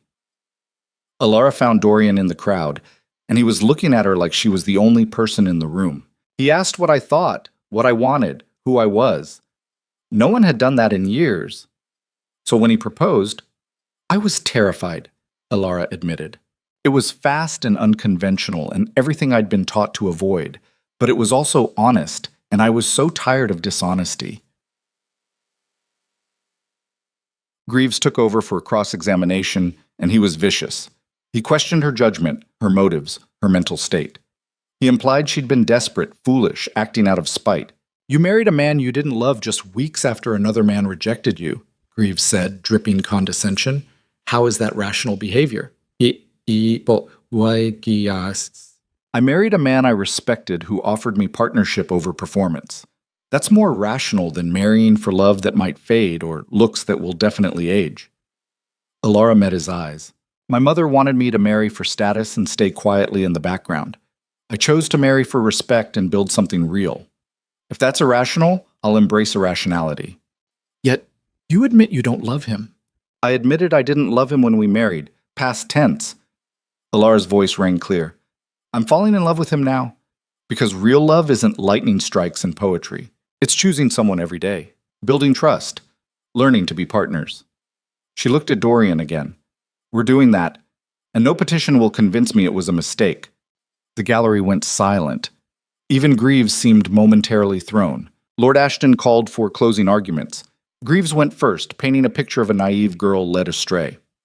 Caroline countered with evidence of Ilara's agency, Dorian's integrity, and the mother's true motivations. Then Lord Ashton retired to consider. The wait was agony. Ilara sat with Dorian and Celeste in an anteroom, unable to speak past the knot in her throat. Dorian held her hand, thumb tracing circles on her palm. Celeste sat close on her other side. Whatever happens, Celeste whispered, I'm proud of you. Even if I dragged you into testifying against Mother, you didn't drag me anywhere. I chose. Celeste smiled sadly. Turns out it runs in the family. 2 hours later, they were called back. The chamber was packed again, everyone hungry for the verdict. Lord Ashton looked tired. I've reviewed the petition and heard testimony from both sides. This court finds... He paused, and Ilara's heart stopped. No evidence of coercion, manipulation, or undue influence in the marriage between Lord Dorian Hale and Lady Ilara Hale. The petition for annulment is denied. Relief crashed over Ilara so hard she swayed. Relief crashed over. Dorian's arm came around her waist, holding her steady. Furthermore, Lord Ashton continued, I find the petitioner's motivations suspect and her treatment of her daughter troubling. Lady Vance, you will cease all legal action against your daughter and her husband. This matter is closed. He brought down the gavel with finality. The gallery erupted. Ilara's mother stood frozen, face contorted with rage and humiliation. Then she turned and swept from the room without a backward glance. Celeste hugged Ilara fiercely. You won. You actually won, awing. We won, Ilara corrected, pulling back to look at her sister. I couldn't have done this without you. Caroline appeared, looking satisfied. Congratulations, Lady Hale, your marriage stands. Dorian shook her hand. Thank you. Send your invoice to the estate, whatever it costs. Already planning to. Caroline smiled. Though between us, this one was worth doing for free. I enjoy watching bullies lose. Outside, the gray day had turned to evening. Alara breathed in cold air, feeling like she'd survived a battle. How do you feel? Dorian asked. Exhausted, relieved, terrified of what comes next. What comes next is dinner, then sleep. Then we figure out how to actually live our lives without your mother orchestrating every move. Alara laughed, slightly delirious. Is it always going to be this hard? Quizás. Probably not. Sometimes it'll be harder. Dorian pulled her close. But we'll figure it out. They rode back to Hale Manor in the carriage, Celeste dozing against the window, Alara tucked into Dorian's side. The future still stretched uncertain, but for the first time, it felt like theirs to shape. The manor lights glowed warm against the darkness as they pulled up. Margaret waited at the door, tears in her eyes. I heard, she said simply, pulling Alara into a fierce hug. Welcome home, dear. Properly this time. Alara looked around at these people who'd chosen her, defended her, stood with her when her own mother wouldn't. At the home that was starting to feel like hers. At the husband who saw her as an equal, not an accessory. She'd fought for this, risked everything for it.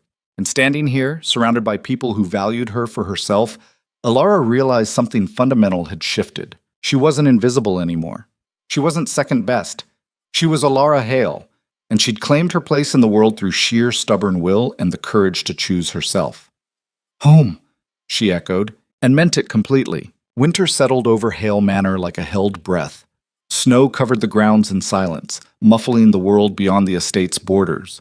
Inside, life found its rhythm, messy and imperfect and theirs. Alara woke most mornings to find Dorian already gone, out riding or meeting with tenants, or doing whatever mysterious things lords did before breakfast. She'd taken over a corner office that overlooked the gardens, filling it with ledgers and correspondence, and plans for crop rotation that made Thomas beam with approval. Celeste had stayed on, occupying the east wing and slowly shedding the careful perfection she'd worn like armor her entire life.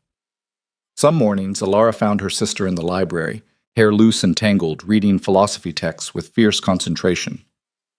I never knew I liked thinking, Celeste admitted one afternoon, looking up from Kant with surprise in her eyes.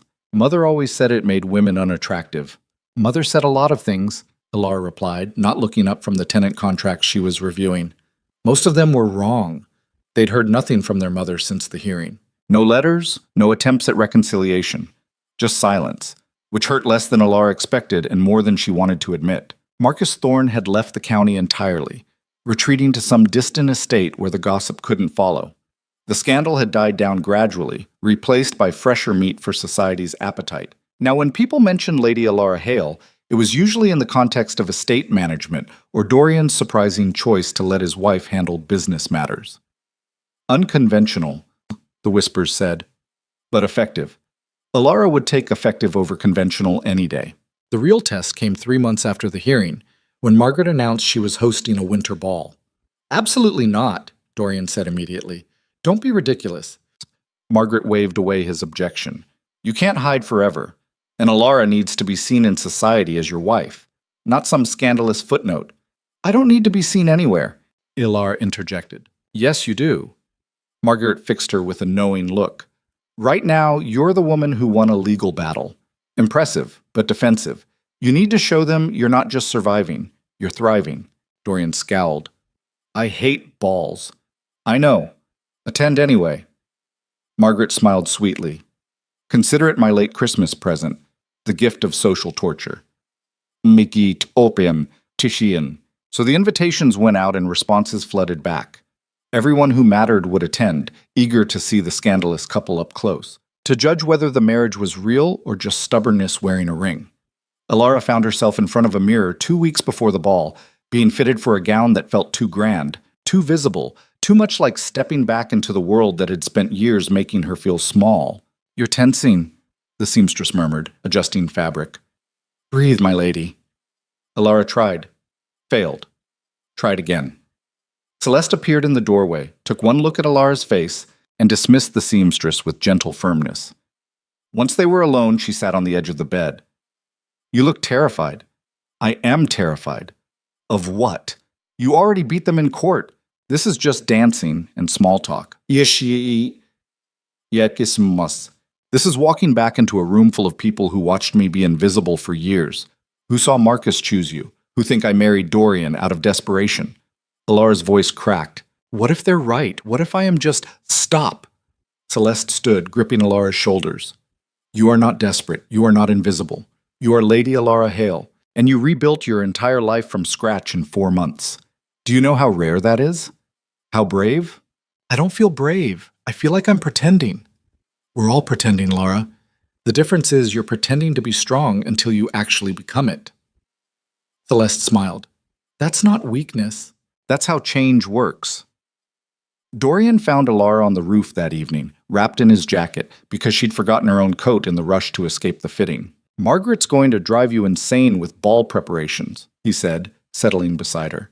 She already has. We could cancel. Tell everyone we're ill. We could. Alara leaned into him. But we're not going to. Why not? Because Margaret's right. Running away just proves we're afraid of them. And I'm tired of being afraid.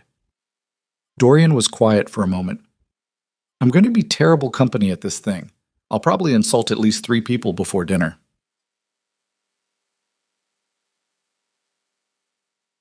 Good. Keep them uncomfortable. They'll be too busy being offended to judge me. You bought these. He laughed, and the sound loosened something in Alara's chest. We're a disaster, you know that? I know, but we're a disaster together. Could be worse. Could be better too. Well, ask me in 50 years. It had become their refrain, this acknowledgement that they were still figuring it out, still building something undefined but real. Some days it felt solid. Other days it felt fragile as glass. But they kept choosing it, kept choosing each other, and that had to count for something. The night before the ball, Alara couldn't sleep. She found herself in the library at 2 a.m, staring at the reorganized shelves she'd created months ago. Poetry with poetry. History with history. Philosophy forming its own small corner of wisdom. She'd imposed order on chaos. Maybe she could do it again. Can't sleep either? Petra emerged from the shadows, glass of whiskey in hand. She'd arrived that afternoon with Dr. Whitley and Colin, Margaret's small rebellion against conventional guest lists. Too much thinking, Alara admitted. Want to share the whiskey? It helps quiet the brain. They sat in companionable silence, passing the bottle back and forth. Finally, Petra spoke. You know what I like about you? What? You're not trying to be someone else. Half the women I meet are performing, playing a role they think will get them what they want. But you just are. It's refreshing.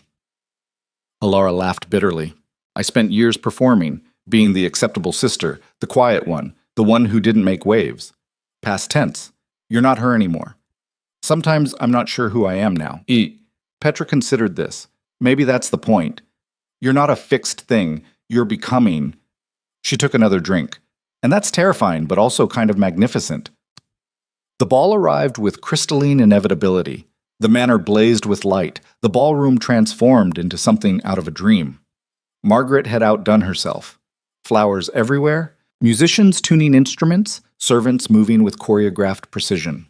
Alara stood at the top of the stairs in her new gown, deep emerald silk that made her eyes look nearly gold, and felt her stomach try to escape through her throat. You look beautiful, Dorian said, appearing beside her in full formal attire that made him look uncomfortable and handsome in equal measure. I look like I'm trying too hard. You look like yourself, which is better. He offered his arm. Ready to face the wolves?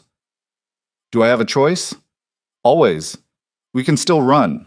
Alara looked down at the ballroom filling with society's finest, all of them craning their necks to catch a glimpse of the scandal that had dominated gossip for months. She could run, could hide, could let them win by refusing to show up, or she could walk down those stairs and prove she had nothing to apologize for. Let's go, she said. They descended together and the room went quiet.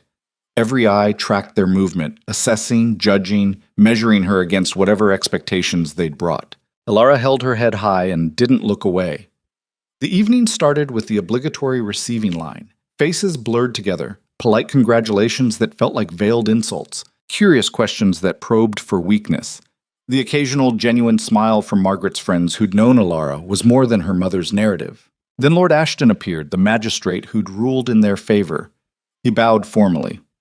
"Lady Hale, you look well." "Thank you, Lord Ashton. I've heard interesting things about your work on the estate. Thomas speaks very highly of your innovations." Alara blinked, surprised.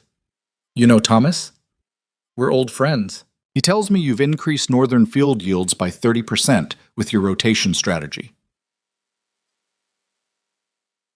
28%, Alara corrected automatically. "And it's only been one season. We won't know if it's sustainable until—" She stopped, realizing Lord Ashton was smiling. "That," he said, "is exactly the kind of specific knowledge that makes for good estate management. Your husband is fortunate." He moved on, leaving Alara slightly stunned. "Did that just happen?" she whispered to Dorian. Apparently respect for competence transcends scandal. Dorian looked almost proud. "Who knew?" More guests arrived. Some were cold, others curious, a few genuinely warm. Lady Hartford, an older widow known for her sharp tongue, stopped to speak with Alara directly. "I heard what your mother tried to do," Lady Hartford said without preamble. "Disgraceful. A woman's got a right to choose her own husband, especially when she chooses well." "Thank you, Lady Hartford. But Don't thank me, just keep being the thorn in their side you've become. We need more women who don't apologize for taking up space." She winked. "Gives the rest of us permission." She said. The orchestra struck up a waltz. Dorian grimaced. "I suppose we have to," he muttered. "It's our ball. We definitely have to." They took the floor, and Alara was transported back to that first dance at the Ashford ball. Dorian's competent leading, her own nervous following, the sense that something was beginning, even if neither of them could name it yet. "Better than last time?" Dorian asked. "Different. Last time we were strangers trying to make a point. Now we're married strangers trying to make a point?" Alara laughed. "Something like that. For what it's worth, I prefer this version. The married part makes the strange less lonely." It was possibly the most romantic thing he'd ever said, which told her exactly how emotionally constipated her husband was. She loved him for it anyway. The thought stopped her mid-step. Loved, present tense, not falling toward, not moving in the direction of. Loved. When had that happened? "Alara?" Dorian's voice held concern. "You all right?" "I love you," she blurted. Dorian actually stumbled. Someone behind them laughed. He recovered, pulling her closer. "You're telling me this now? In the middle of a ballroom full of people who hate us?" "Apparently, yes. That's possibly the worst timing in history." "I know, but it's true." Alara met his eyes. "I love you. Not the idea of you, not the safety you represent. You. The actual person who reorganizes military medals by campaign instead of date and quotes strategy manuals at breakfast and still can't tie a cravat properly without Margaret's help." Dorian's expression did something complicated, surprise and fear, and something raw and unguarded. "I don't know what to say to that. You could say it back. If it's true, it's true." The words came out rough. "I love you too. Your stubbornness and your late-night reading habits and the way you argue with tenant contracts like they personally offended you. All of it." But the waltz ended. They stood there holding each other while the ballroom watched. Then Dorian kissed her. Not chastely, not appropriately for public consumption. Kissed her like they were alone, like he meant it, like he was claiming something in front of everyone who'd ever doubted them. The room erupted in scandalized whispers and scattered applause. Margaret's voice rang out from somewhere near the refreshments. "About time!" The rest of the evening passed in a blur. More dancing, more conversations, more proof that Alara Hale existed in her own right. She wasn't charming like Celeste. She was too direct for that. Too interested in actual substance over pleasant small talk. But people listened when she spoke about the estate, about crop yields and tenant welfare, and plans for expanding the manor's charitable works. She wasn't invisible. She was just finally visible as herself. Near midnight, Alara found herself on the terrace with Celeste, both of them needing air. "You did it," Celeste said softly. "You actually did it." "Did what?" "Became the person you were supposed to be all along. Not Mother's version, not society's version, just you." Alara looked at her sister, beautiful Celeste, who was reading philosophy and letting her hair go unmanaged and slowly discovering who she might be without performance. You're doing it too. Maybe. It's harder than I expected. Good things usually are. Celeste smiled. Look at you, dispensing wisdom like some enlightened sage. Hardly. I'm making this up as I go. Aren't we all? Celeste squeezed her hand. I'm proud of you, Lara. I know I've said it before, but I mean it more every time. Inside, the orchestra played on. Through the terrace doors, Alara could see Dorian cornered by some lord or another, looking trapped and irritated. She smiled. I should rescue my husband from whatever social torture he's enduring. You should. Celeste's expression turned mischievous. For what it's worth, I think he's good for you. You're good for each other. We're disasters for each other. The best relationships usually are. Alara rescued Dorian, who looked pathetically grateful. They made their excuses and escaped to the library, leaving Margaret to handle hosting duties she was infinitely better suited for. The library was quiet, insulated from the party noise. Dorian collapsed into his favorite chair with a groan. That was exhausting. That was successful. Alara settled on the arm of his chair. People actually talk to me about estate management, like my opinion mattered. Your opinion does matter. You've increased productivity, improved tenant relations, and somehow convinced Thomas that change isn't death. Dorian pulled her into his lap. You're good at this. Better than I am. You're good at other things. Like what? Strategic thinking, cutting through nonsense, making me feel safe enough to be dangerous. Dorian's arms tightened around her. That's all I've ever wanted, for you to feel safe being exactly who you are. They sat in silence, listening to distant music and closer heartbeats. What happens now? Alara asked eventually. Now we keep going, building this life we accidentally created. Dorian pressed a kiss to her temple. Think you can handle being Lady Hale permanently? I'm already handling it. Fair point. He paused. Think you can handle being married to me permanently? I married you, didn't I? You did, though you were pretty terrified at the time. I'm still terrified sometimes. Alara turned to face him. But I'm also happy and useful and seen, and that's more than I ever had in my mother's house. Good, because you're stuck with me now. Could be worse. Could be better, too. Ask me in 50 years, Alara finished, and they both smiled at the familiar exchange. The party continued without them. Eventually, they'd have to return, play their roles as host and hostess, endure more scrutiny and judgment. But for now, they had this stolen quiet in a library that Alara had reorganized, in a manor that was becoming home, in a marriage that was becoming real. Months passed. Spring came, bringing new growth and new challenges. The experimental fields flourished, proving Alara's rotation strategy worked. Word spread to neighboring estates, and suddenly Lady Hale was being consulted on agricultural matters by lords who'd once dismissed her as the desperate younger sister. She started a weekly salon at the manor. Margaret's idea, executed with Alara's vision. Women came from across the county to discuss philosophy, literature, estate management, anything beyond fashion and gossip. Some husbands objected. Their wives came anyway. You're starting a revolution, Petra observed one afternoon, watching a countess passionately debate Locke with a merchant's wife. I'm starting conversations, Alara corrected. Revolution's too ambitious. Give it time. Celeste had started attending too, gradually finding her voice among the other women. She'd sworn off marriage entirely for now, much to society's dismay, and seemed more content than Alara had ever seen her. Their mother sent one letter 6 months after the ball. Brief, formal, requesting a meeting to discuss the future of our family relations. Alara read it 3 times, then showed it to Dorian. What do you want to do? He asked. I don't know. Part of me wants to refuse, prove I don't need her approval. But another part, Alara trailed off. Wants closure? Maybe. Or just wants to hear her say she was wrong, which she probably won't. Probably not, Dorian considered. But you could go anyway. Not for her, for you. So you can walk away knowing you tried. In the end, Alara agreed to meet her mother at a neutral location, a tea room in town, public enough to prevent theatrics. Celeste offered to come, but Alara declined. This was something she needed to do alone. Her mother looked older, Alara thought, taking her seat across the small table. Thinner.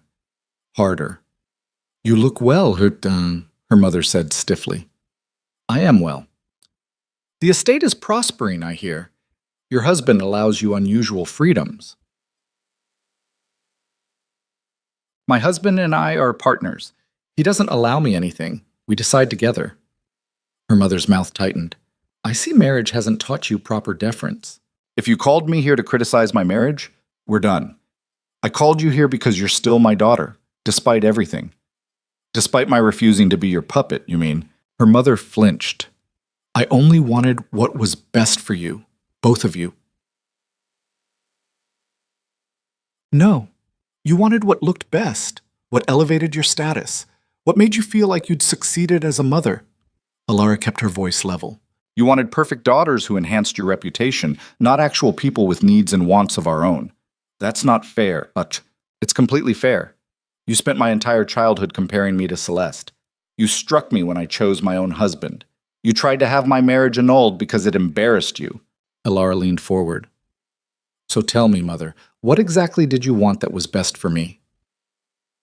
Her mother's composure cracked. I wanted you safe, secure. I wanted you to have the kind of marriage that would protect you. From what? From being alone, from being poor, from being powerless. Her mother's voice rose, and nearby patrons turned to stare. She lowered it with visible effort. Your father left us comfortable but not wealthy. One bad investment, one scandal, and we could have lost everything. I needed you girls married well to ensure that never happened. It was the first honest thing her mother had said in years, and it landed like a stone. So you sacrificed our happiness for security, Alara said quietly. I gave you stability. You gave us gilded cages, and the moment I escaped mine, you tried to drag me back. Because I thought you were making a mistake. Lord Hale barely participates in society. His estate is modest. He offers you no real advancement. He offers me respect, partnership, a life where I matter as a person, not an ornament. Alara stood. That's worth more than all the advancement in the world. Her mother looked up at her, something breaking in her expression. I don't know how to have a daughter like you. Then don't.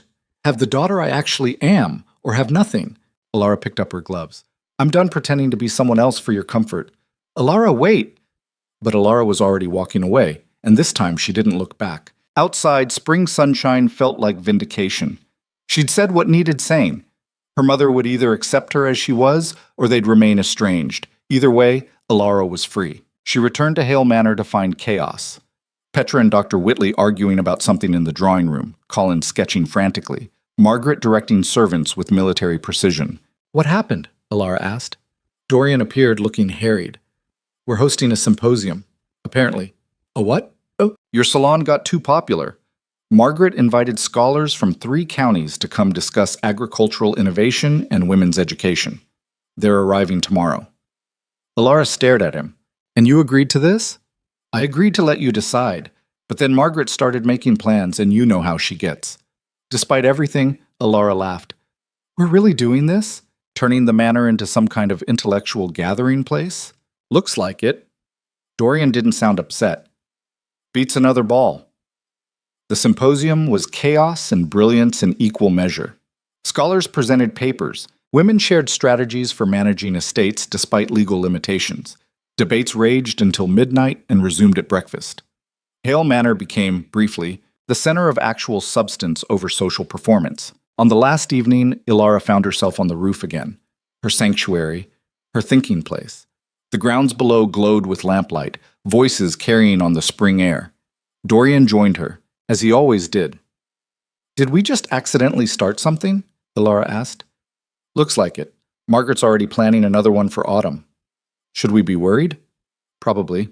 But worried about what? Too much intellectual discourse? Too many women realizing they're more than decorative? Alara smiled. When you put it that way, we're changing things, Dorian said quietly. Maybe just our small corner of the world, but still, change. Is that what you wanted when you married me? To become some kind of revolutionary household? I wanted you. Everything else is just consequence. He pulled her close. Good consequence, though. Below, someone laughed. Celeste, Alara realized. Her sister sounded genuinely happy, uninhibited by the careful performance she'd worn for years. We did that, Alara murmured. Created a space where people can be real. You did that. I just provided the location. No, we did it together. Partners, remember? Dorian kissed her, slow and certain. Partners, he agreed. They stood there as stars wheeled overhead, masters of a small manor that was becoming something larger, not through wealth or status, but through the simple revolutionary act of letting people be themselves. A year after the wedding, Alara sat in her office reviewing proposals for expanding tenant housing. Dorian worked at the desk across from her, reading reports from their steward with occasional muttered commentary. Sunlight streamed through windows, dust motes dancing in the light. It was ordinary, comfortable. Theirs. I have news, Alara said, setting down her pen. Dorian looked up. Good news or bad news? I'm not sure yet. She took a breath. I'm pregnant. Dorian went very still. You're sure? The physician confirmed it this morning. He crossed the room in 3 strides, pulling her up and into his arms. That's good news, isn't it? I think so. Yes, Alara laughed, slightly breathless. I mean, I'm terrified, but also excited. Is that normal? Everything about us has been abnormal from the start. Why stop now? They held each other, and Alara felt the weight and wonder of it. They were building something that would outlast them. A child who would grow up in a house where intelligence was valued over beauty, where partnership mattered more than performance, where being yourself was expected rather than revolutionary. We're going to be terrible at this, Dorian said. Probably, but we'll be terrible together. Could be worse. Could be better too. Ask me in. Dorian paused, then smiled. Actually, no. I'm not waiting 50 years this time. This is better. Right now. You, me, this life we built, it's better. Alara looked up at this man who'd seen her when she was invisible, who'd offered partnership when she expected pity, who'd stood beside her through scandal and legal battles and the slow, difficult work of building something real. Yeah, she agreed. It is. Das Insan. That evening, they gathered everyone in the drawing room to share the news. Margaret cried and immediately started planning nursery arrangements. Petra made inappropriate jokes about Dorian's virility. Dr. Whitley offered congratulations with scholarly formality. Colin just smiled and went back to sketching. Celeste hugged Alara fiercely. You're going to be an amazing mother, better than ours. That's a low bar, Eck. Then you'll exceed it by miles. Celeste pulled back, eyes wet. I'm so happy for you, for both of you. Later, after everyone had gone to bed and the manor settled into quiet, Alara walked through the rooms that had become home, the library with its reorganized shelves, the office where she managed an estate that was thriving under her guidance, the roof where she and Dorian had first found understanding.